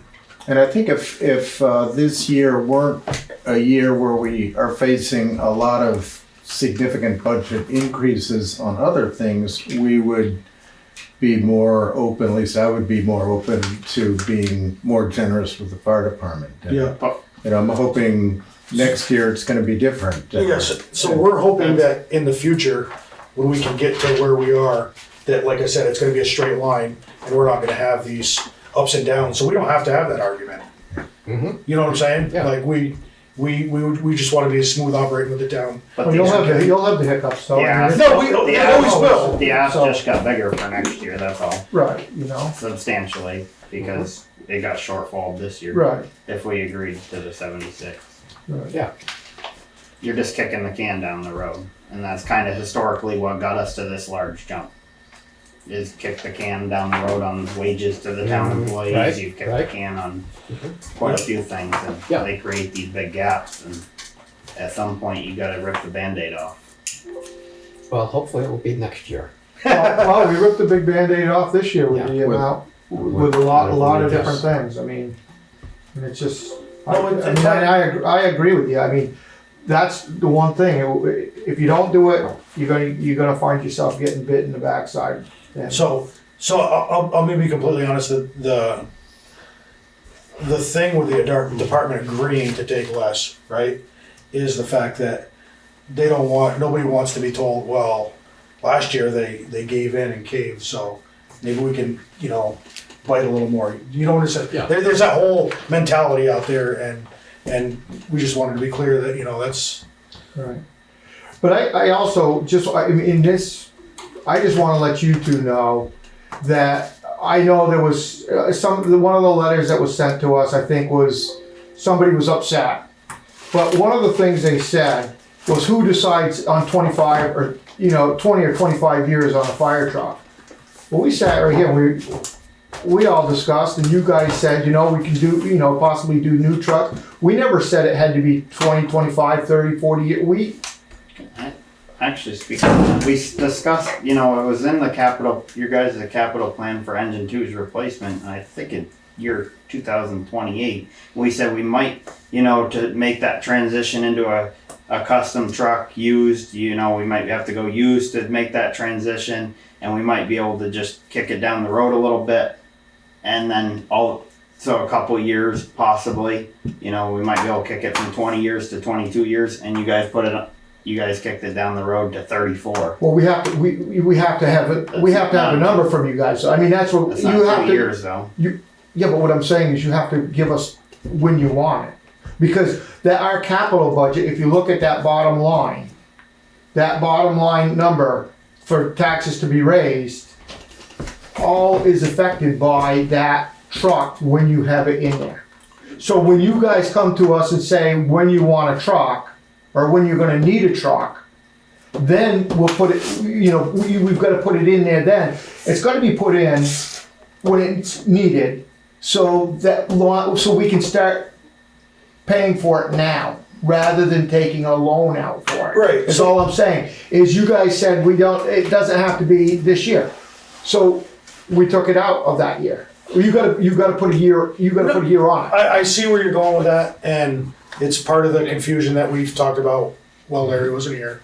And so it's good that we're talking about that now. So the way the fire department sees that now, it's, again, not everybody is here, not everybody's talking to you. People see things online, it changes. But we talked about that and said, yeah, we could probably move it out a couple of years or something like that.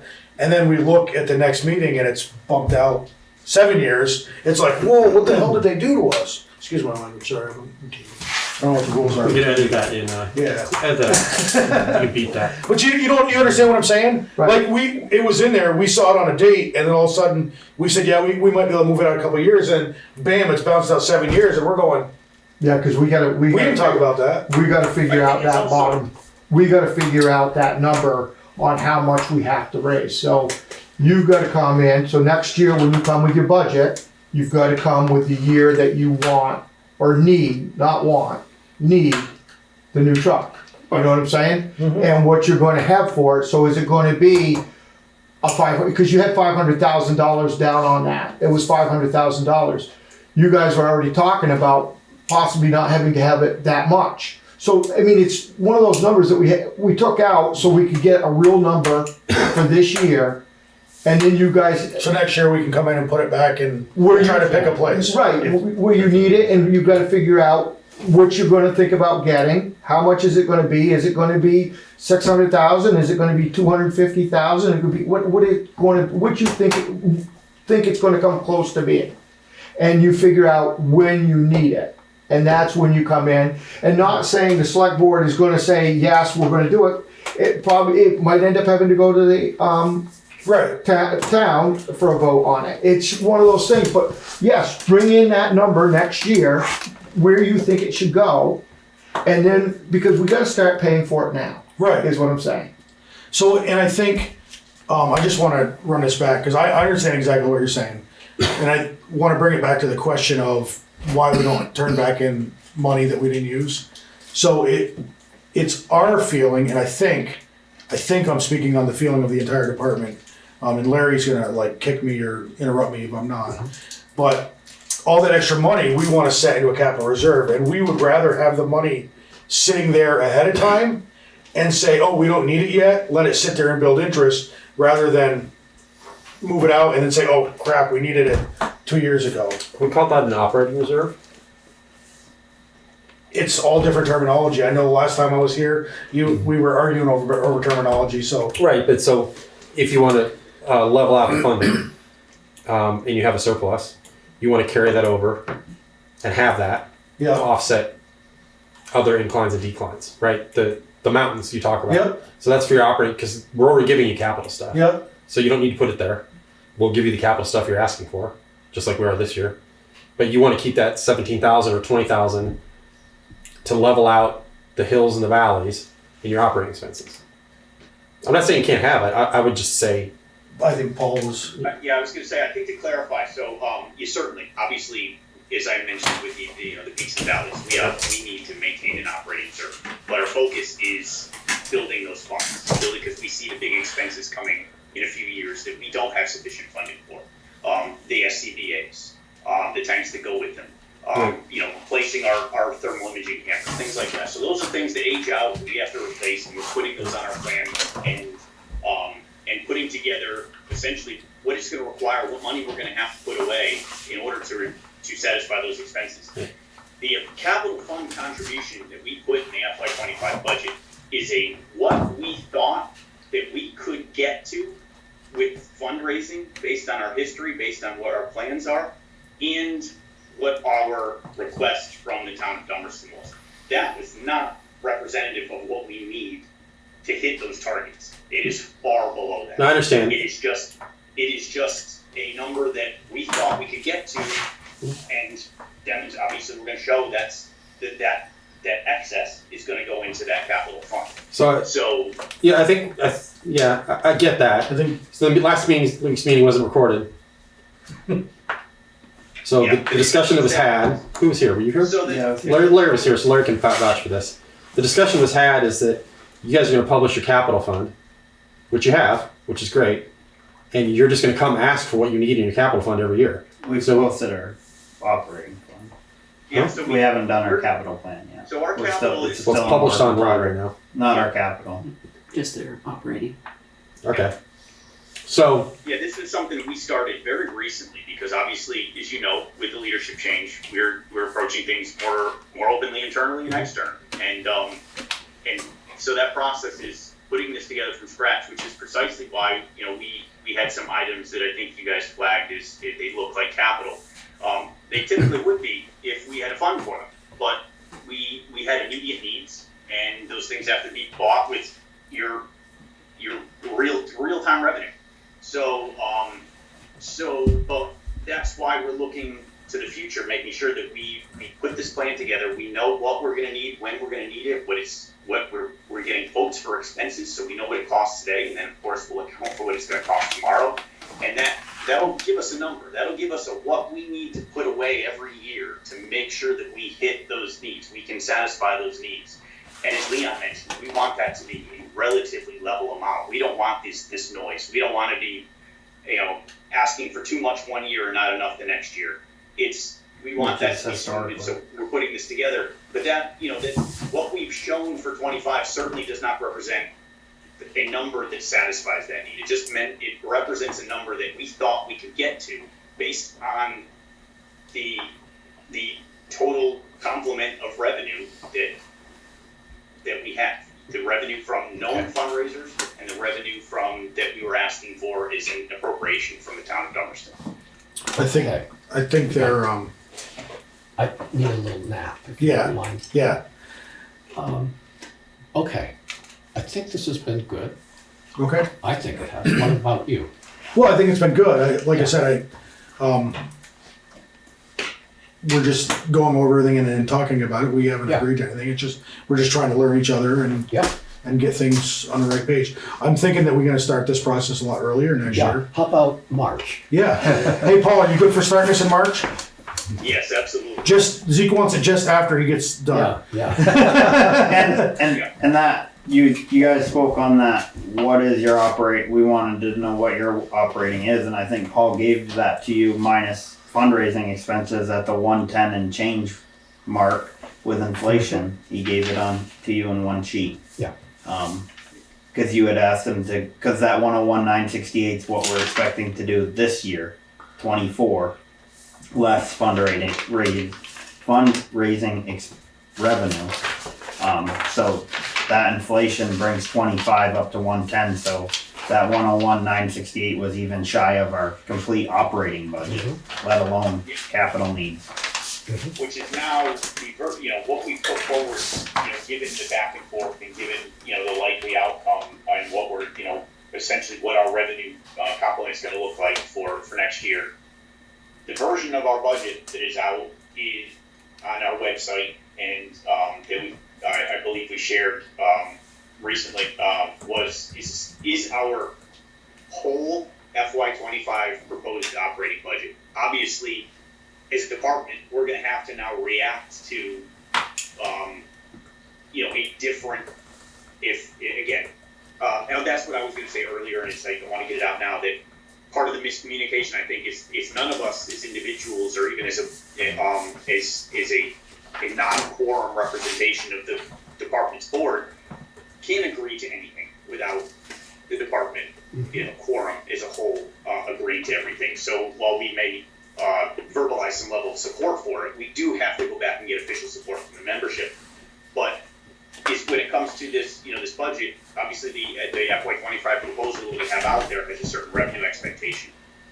If that changes, if we take back, we're going to have to make some tweaks. We're going to have to look at that and say, is there something that we can do with fundraising?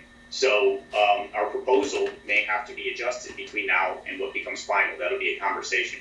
But what we put forward and what we have public now, and what we're going to keep public, is going to be the most recent iteration of that until it becomes adopted, and then that will be clearly identified. So there, but what is out there now is essentially where we found ourselves at the last iteration of this conversation. Okay. Any other questions? No. Okay. Okay. Thanks. Thanks. All right, hopefully we didn't put anyone to sleep. What? Thanks, Paul. Thank you. Thanks for coming in. Thank you for doing this. Hey, Paul. Yep. You can have, next Wednesday you can have off. Okay, Okay. appreciate that. We're not gonna be here. Okay. All right. Would you like to move on to correspondence for discussion and or action? All right, lock the door. Got another hour. Update, Salmon Brook? Look at all this. Uh-oh. So here's where we're at.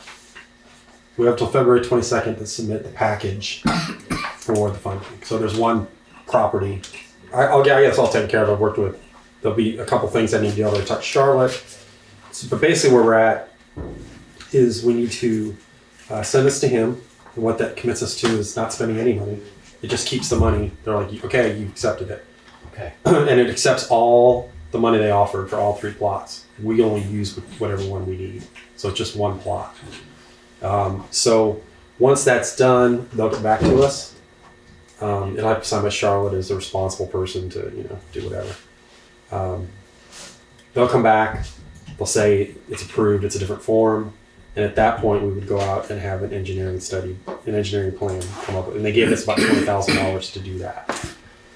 So once the engineering plan is done, then we'll put it out for bid, see what people come back with. That property is about $200,000 is what they think it'll cost to fix. If it comes back and it's $350,000, and that's all we get, it's up to us whether we want to move forward or not. Basically, we can come back and ask for more money. So there's a process that may be back. We can turn this off at any point. We're not committed to anything until they start construction. So we're just going through the process. But that will involve, I think, the current trustee of the property, which I think is either a sister. Daughter.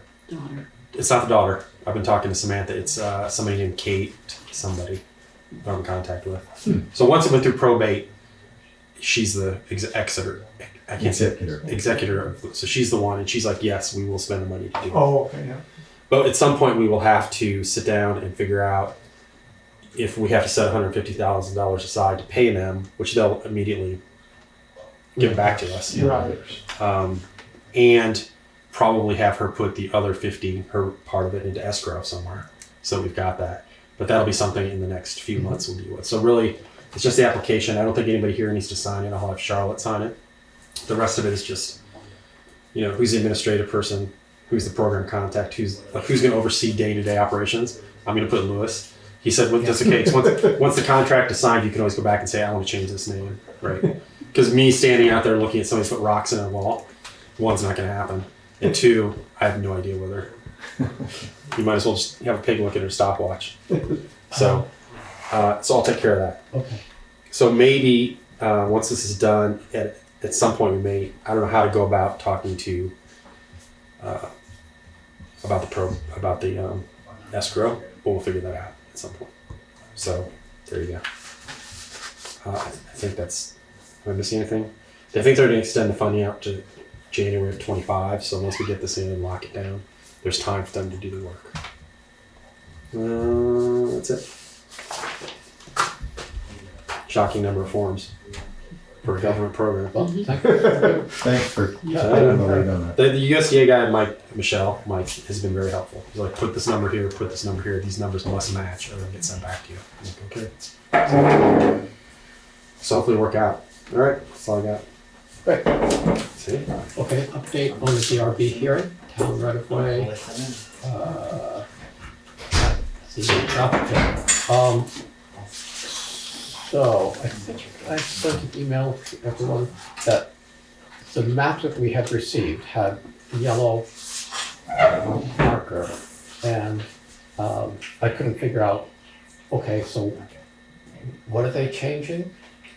But They're changing the law to match the reality. yes, the actual right of way is on the north side of the building, and they want to just move it to where It's been the used. two towns have been using for the next couple of years. So I went to the site visit, but I was supposed to be at 10:30, and at 10:30 I realized, I've got to go to that site visit.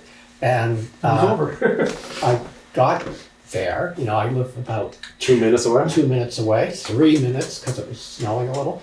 But no one was there. I couldn't find anything. I went and, did an errand, came back, 20 minutes later, and still no one's there. And I thought, well,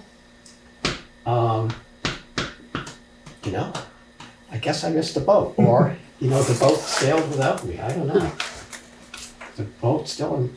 So There's no conclusion to this? It just didn't happen? That's it. I don't think we no need to punchline? get too worked up about. I thought you were you called them and you found out that it was the wrong day. Yeah, it was the wrong day, it was the wrong place. So that's all I have to report about that. Okay. Everyone done with that? Mm-hmm. Okay. ARPA updates and discussion, if any. Okay. We've appropriated that ARPA funds for the Park Laughton. So Yeah. and the bridge work. Yes. Great. And So with those two, we're gonna be pretty much, Yeah, I'll update the worksheet and send it around. Yeah, I think we'll end up with about right now, I want to say about $4,000 left to allocate. okay. Well. Okay. Discuss and consider the Declaration of Inclusion.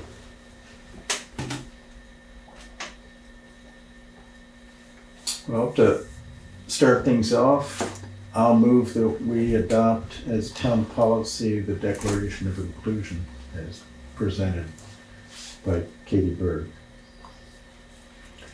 I'm not going to second that, but I would put out another motion. with your permission, I'd say that we endorse the Declaration of Inclusion as voted by the town voters last March. Man, can I add to that? Oh, that's exactly what I have written down. Very similar. So I would move that the Dummerston Select Board endorses the vote of the Dummerston residents supporting the DOI. I like that better. Okay. That would be my input. I'm willing to discuss that. And the We've distinction. got to have a second before we Yeah. discuss it. Well, one of you could second his motion if you want. I'll second it, okay. Okay, any discussion? Yeah, so talk a little bit about the difference between endorsing and adopting. Endorsing means, by definition, support. It's not those words, it's the policy. I think that a nice middle ground is that we endorse the vote on Dummerston residents because they did support it by a vote. And so I think we should endorse that. I'm averse to the word policy because it then gets direct involvement. I think what we kind of got to here is that they feel there's a need for this to happen to put something on a website. I happen to feel that that's just checking a box on a piece of paper. But if that's the check they want, I'm willing to give it without the town itself forming a committee or being involved in doing this, coordinating with the church, coordinating with the school. If there's a committee or commission formed to do that you guys lead, to get them together and start, I'm fine with that. But I don't personally I don't want it to be a policy. Okay, I'm fine dropping policy, but still have question about adopting versus endorsing. Adopting seems more real to me than endorsing. Oh, well, I just wanted to say that the petition that we successfully circulated says, shall the electorate of Dummerston charge the select board to adopt the Declaration of Inclusion? And we do say as town policy, following our town meeting in March 2024. And if I may continue, I would just say that if the sticking point is town policy, I would understand that because what you're doing is hopefully adopting this Declaration of Inclusion as required by entry into this statewide roster of towns. Yeah, I'll try to meet you halfway. Yeah, so what if we drop the policy Yes. and include the adoption instead of endorsement? I'm not sure I can do that. We can vote. Endorse. Listen, we can vote on it. We can either do it or not, and it can go to the town. I'm totally fine with it going to the town. Yeah. So I don't, I'm willing to endorse, but I'm not willing to adopt. And there's a lot of more reasons behind it where we can be here for hours. But essentially what we've got is if you want to give me a list of things, that I think is trying to be accomplished, and Mike talked about this, which is economic change and welcoming people here. This is nothing. Zoning laws, low cost housing, jobs, public transportation. These are things that attract people here. Wages. This does not. Right. And the desire to have something put on a website. It came up 3 times. It's like, we got to put it on a website. It's got to be on the website. That doesn't do anything. It doesn't accomplish anything. The town voted for it. Why does the select board have to adopt it? So literally they're saying the town voted for it, but unless 3 elected people here, because 2 of us are appointed, unless those 5 people endorse it, we're not going to consider you an inclusive community. Come on. I find that outrageous. I find that very unwelcoming. So the fact that we're willing to endorse and support the vote of the people, I think should be enough. And if it's going to be, it's adopting because you can get your name on a webpage, that's just going to throw me off even further. Because it's not doing anything. Do you understand? So if what I suggested early on, which is we will take inclusivity or exclusivity, they're the same thing. right? I mean, excluding somebody or I'm including somebody, right? If I decide to exclude a person of color, that's a problem. What I'm trying to say is, we started this discussion, I said, I think if the select board says, we will take into account inclusivity as we make decisions and consider it, that was an offer of, yeah, we're willing to do this. But what the outcome of that's gonna be, nobody knows. We may decide to do something, we may not. But the fact that we're considering it, and this is how it works in politics, it's how it works in environmental law. So if somebody wants to do something environmental, there are acts that say you have to consider X, Y, and Z. And so you have to go consider it and then say, I consider these things and I've decided this. Does that make sense?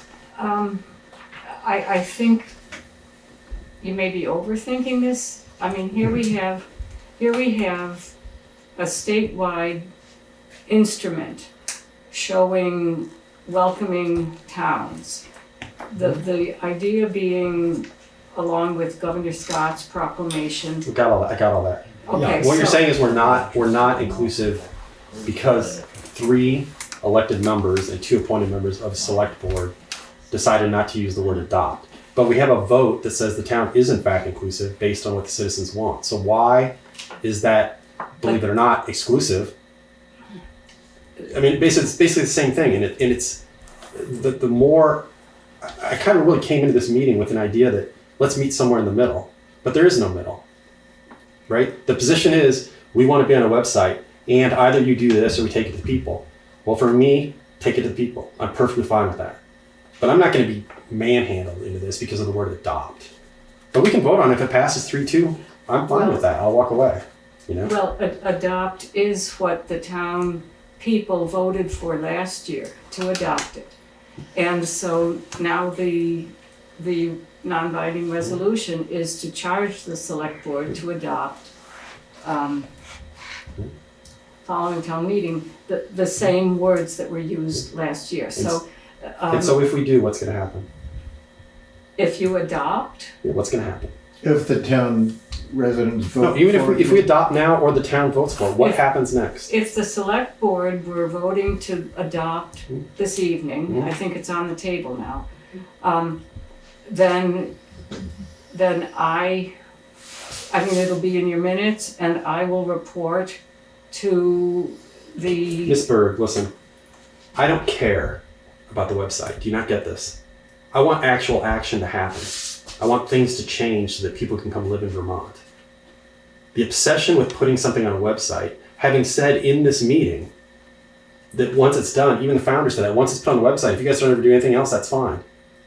What are we accomplishing? You're not accomplishing anything. Well, we're accomplishing a first step that putting the welcome mat out is important.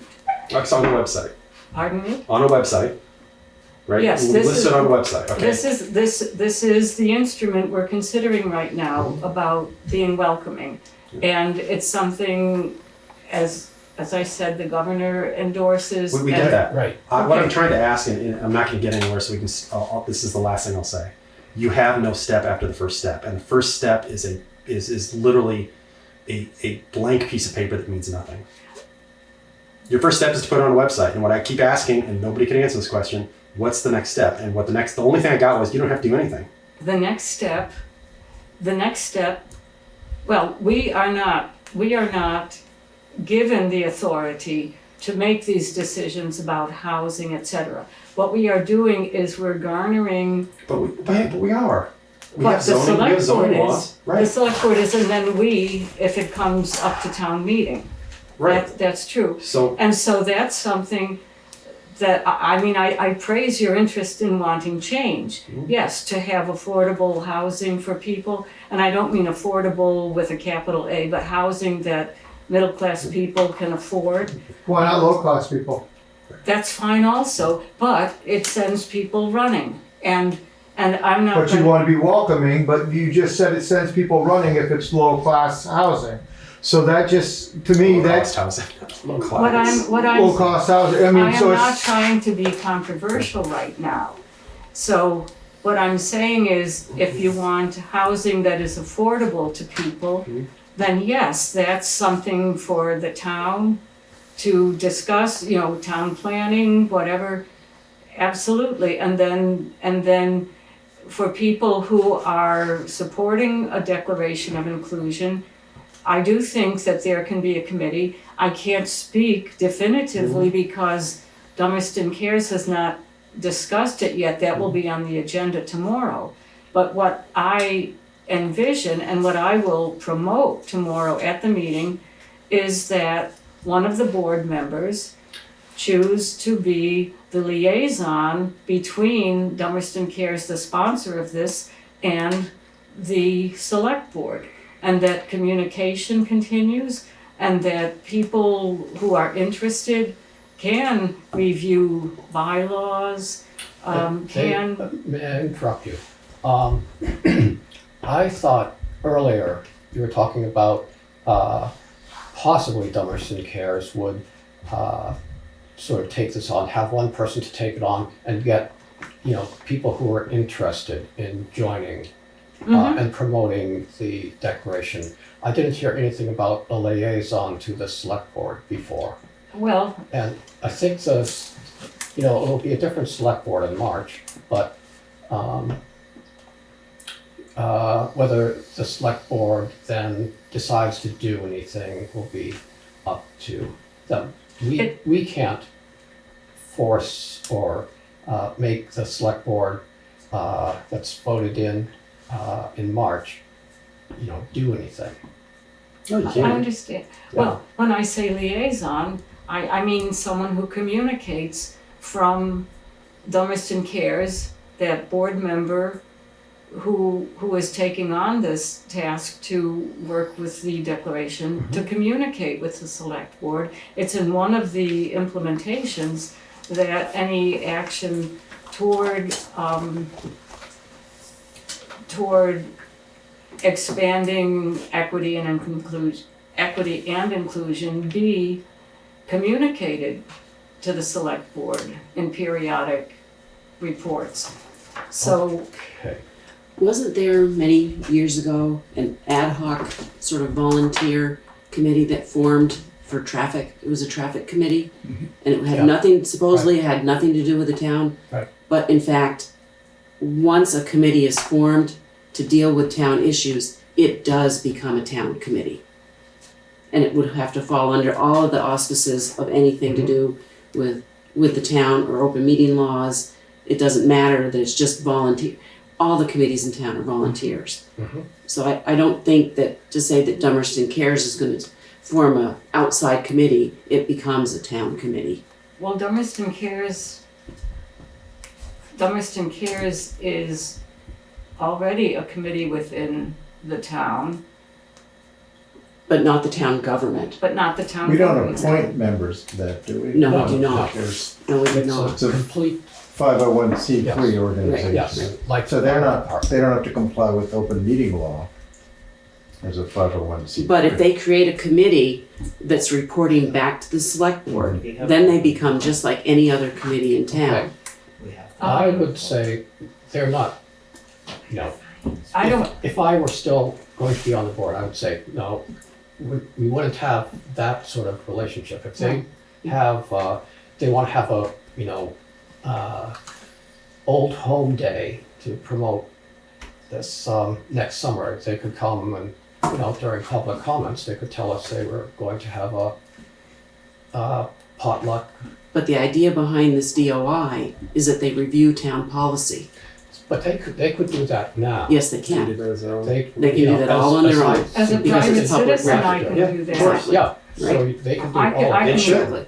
Mhm. Yeah, so so if we vote to endorse, are you good with that? No, No? no, because Okay.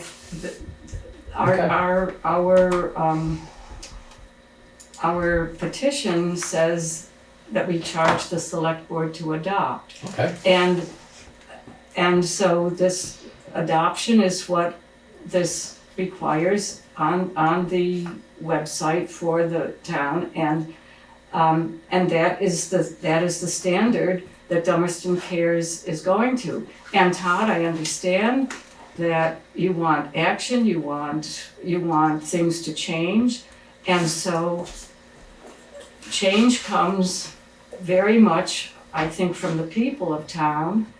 and then there's communication between the select board and the people. What can we do to help? Yes, but, excuse me for interrupting you, but the select board usually, basically, is involved with, what portion of the paved roads are we going to repave this next year? What are we going to suggest voters approve for the fire department? What health insurance are we going to use for the town employees? I don't see a select board having time to, implement the broader things of the select board. I don't see why, if the select board isn't going to really, do anything, I don't see why. I think it would be more appropriate to say we endorse it, and endorse means support. Well, but you see what the wording is. Now, I will say that you're saying, oh, this doesn't do anything. I would say this is public relations. Well, yeah. This is public relations, and does the select board do things for public relations? Catie, if the select board adopted this motion with endorsing, would we be listed by the state as one of what it become 133 towns or 36? 136. Or do you think that would not meet that requirement? Well, I would give Al Wakefield a call now and see if he would answer and say, is there a sticking point between adopt and endorse? We have to decide something, whether our petition goes forward tonight. I mean, I'm hearing that the select board isn't likely to pass a motion to adopt. And, so I'm debating internally whether to support a motion that says endorse. Yes. If you look up endorse, it means support. Well, and I don't think the select board can... I was already surprised last year when I thought we were going to be the 100th town. Okay. Right.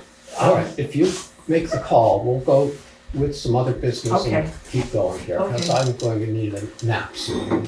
Thank you. Excuse me.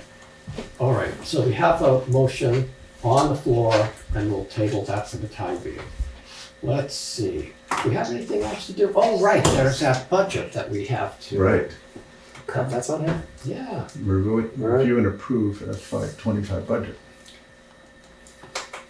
So... I'll make a motion that we approve the FY25 proposed budget. I will second that. Any discussion? I'd like to thank Maria for all the work she did. Does a lot. I think it would take another 3 months to do it without her. Any other discussion? No, I mean, I think it was a challenging process. I think we ended up in as good a place as we could. It's going to be a heavy lift and a hard sell, I think, to get it through, but I'm supportive of it. Okay, all those in favor? Aye. All right. That's the budget that will go to town meeting. So just so you know, Alex, since you will be here next year, you're starting at the 9.8% increase from the get-go, so good luck. Once you had the fire truck in, that's 9.8%. Review and approve the town meeting warning.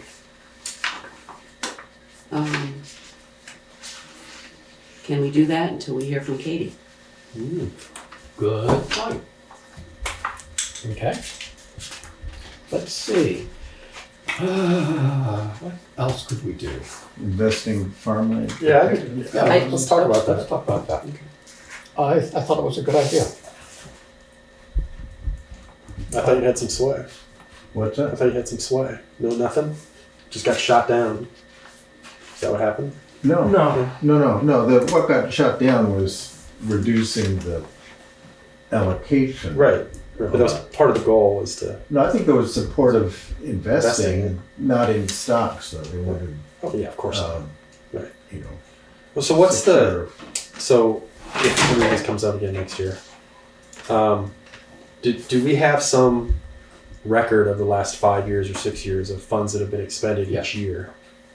And what kind of number? Out of that fund? What range are we looking at? I'd be curious to know. I think there are 2 properties that were used to fund. One was for 15,000, and I think the other one was for 18.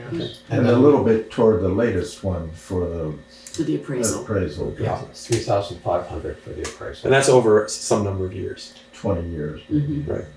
So 30,000 since it's been over 20 years. I mean, I think we should have the fund. Yeah.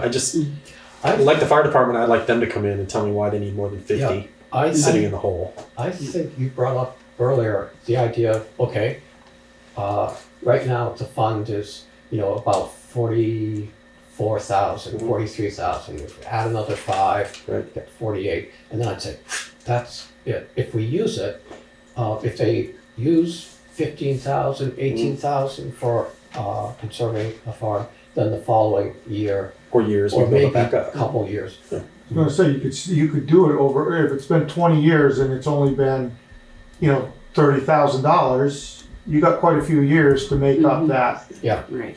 But obviously something could come up that's important. They need 40 grand and they use it, which is great. And then let's replenish it and get it back up there. Right, but the thing, I mean, like Jack, I don't know if he's still the head of it. He, like he said, it's seed money, and so we're not gonna go out and buy a farm with it. Right, it's seed, not the whole cap. No, I understand. Right. So and so there's seed money there. Right, that's to do there's seed money to do several different projects because they don't ask. All they want to see is that the town actually has a farmland protection. Yeah. Because the latest one that just happened, where we paid for the appraisal, it all went through the Vermont Land Trust. Yes. So they weren't looking for any seed money at all. Right. Because there was a grant that I can't remember what the money it was. So I think the money needs to be there. I don't know. But it doesn't need to keep growing. So the question is whether we can have another mechanism to grow that fund without us appropriating tax money every year to it. Yeah, definitely. Yeah, if we can grow it, that's great. And if it gets used out, I have no problem with putting more money into it. All right. I mean, it should be. 2 things can happen at the same time. I mean, there's a tendency to be, I get $5,000 a year. I should get $5,000 every year. It's like now every year at town meeting, at least prior to the COVID meetings, it would come up on the town floor to increase the amount that the select board recommended. That went into the warning or the warning, and so the select board then increased the amount in the appropriation after that happened 4 or 5 times. Yeah, if that happens, and that'll happen again probably. Right, that's fine. I mean, again, if it's in town meetings and it's like, hey, it's 2,000 this year or whatever, as we try to balance the budget or do what we can to offset expenses. If the farmland protection people want to get up there and say, well, no, we need 5,000 all the time, as long as I can get up there and say, well, they asked for 7,000. Right, but is there a response, or is it just they just say their piece and that's it? Because there is a logical response to that, which is this is what's been spent over the last 30 years. There's plenty of money in there for seed. We don't intend to let it drop below 45,000. If money's spent, we'll refill it, or we have investments. So it's not that we don't want the money there. It's just there has to be some measure between people saying, well, the taxes are too high, and looking at various areas where it's like, right, we don't have to give this 5,000 because it's not required to do what we want to do. That's all. Yeah, and I think we need to be ready to make those arguments. That's good. My financial advisor will be there with me. Briefcase. Good. Yeah, I'm going to wear my suit. Are you? Yeah. I can't wait for that. Okay. So were you going to wait for the new treasurer to come in to work on that? Because that's what it sounded like Charlotte wanted. That's a good idea. And it to me raises the question of what about other funds that the town sits on? Should those be earning interest at least? Yeah, broad. Earning a That's what we did with the half a Miller. Miller Fund, percent. Yeah. Miller Fund is doing that now. That's a really good idea. Right. Yes, so that new treasurer is gonna need something to do, Yeah, so you exactly. can bring it up to them. Let's see. Upcoming. And I'll just leave this under unfinished business, so it keeps us reminded. Good. Yeah, so we won't forget it. Okay.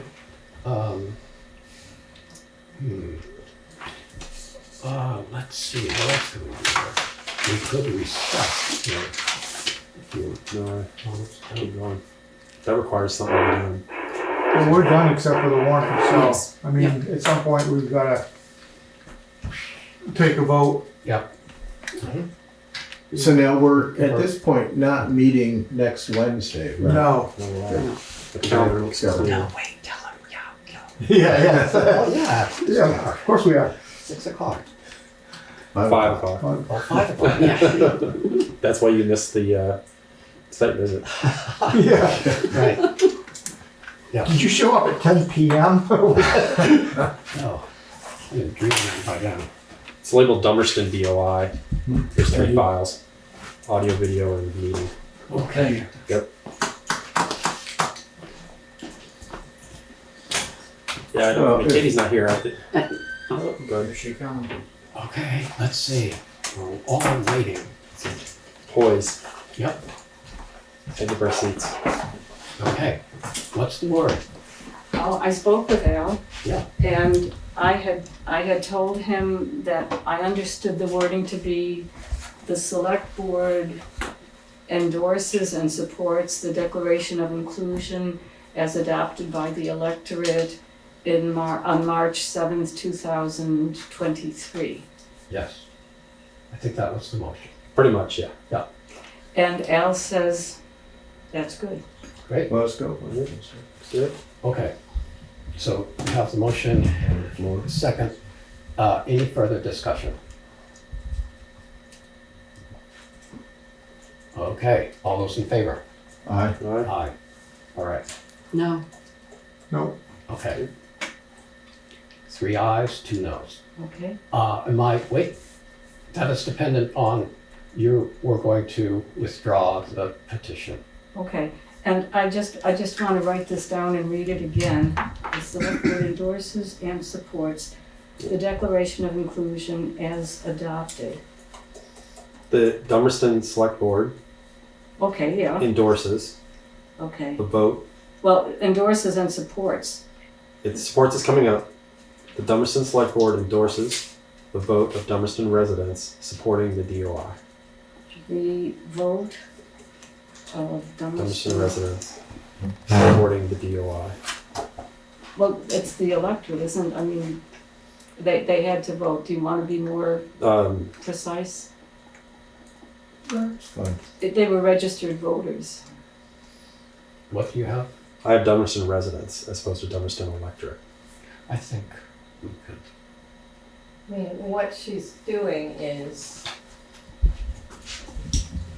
if you endorse the wording at the town meeting, you're adopting it.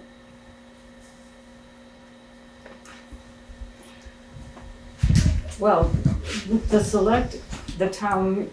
at town meeting, the electorate did adopt, but you are endorsing and supporting what the electorate adopted.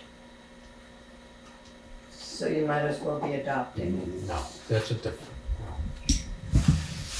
Endorses, so you're saying the vote of Dummerston residents or the electorate? Well, the motion is for vote of Dummerston residents supporting the DOI. The Dummerston Select Board endorses the vote of Dummerston residents Supporting the DOI. supporting the DOI.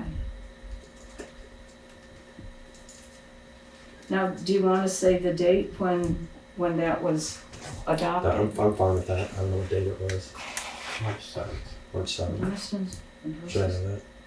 Of course. So that's it. The Dummerston Select Board Yeah, endorses the vote of Dummerston residents supporting the DOI. Okay. All right, thank you.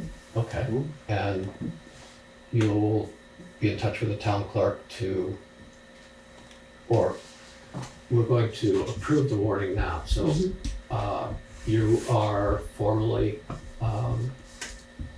taking out the, or Yeah, Pulling that. yeah, out. so record pulling it in the the, article. record it in the minutes that Dummerston cares upon the select board's endorsement of the DOI, has removed the non-binding advisory resolution to charge the select board to adopt based on last year's electorate, you know, based on the electorate adopting the Declaration of Okay. Inclusion last year.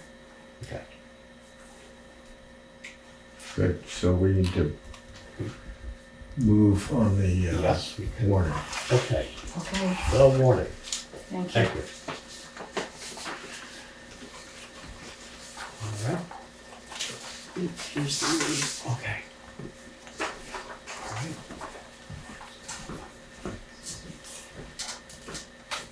All right. So, Should we cross those out and initial? they, No, I printed two versions. Oh, great. Maria is really. Wow. Okay, That's pro move right there. let's see. Refresh my memory, we did Well, she gets the big bucks. exactly have a motion for this yet. No, we have not. Okay, I move that we accept the warning for town meeting. I'll second the motion. Any discussion? All those in favor? Aye. Aye.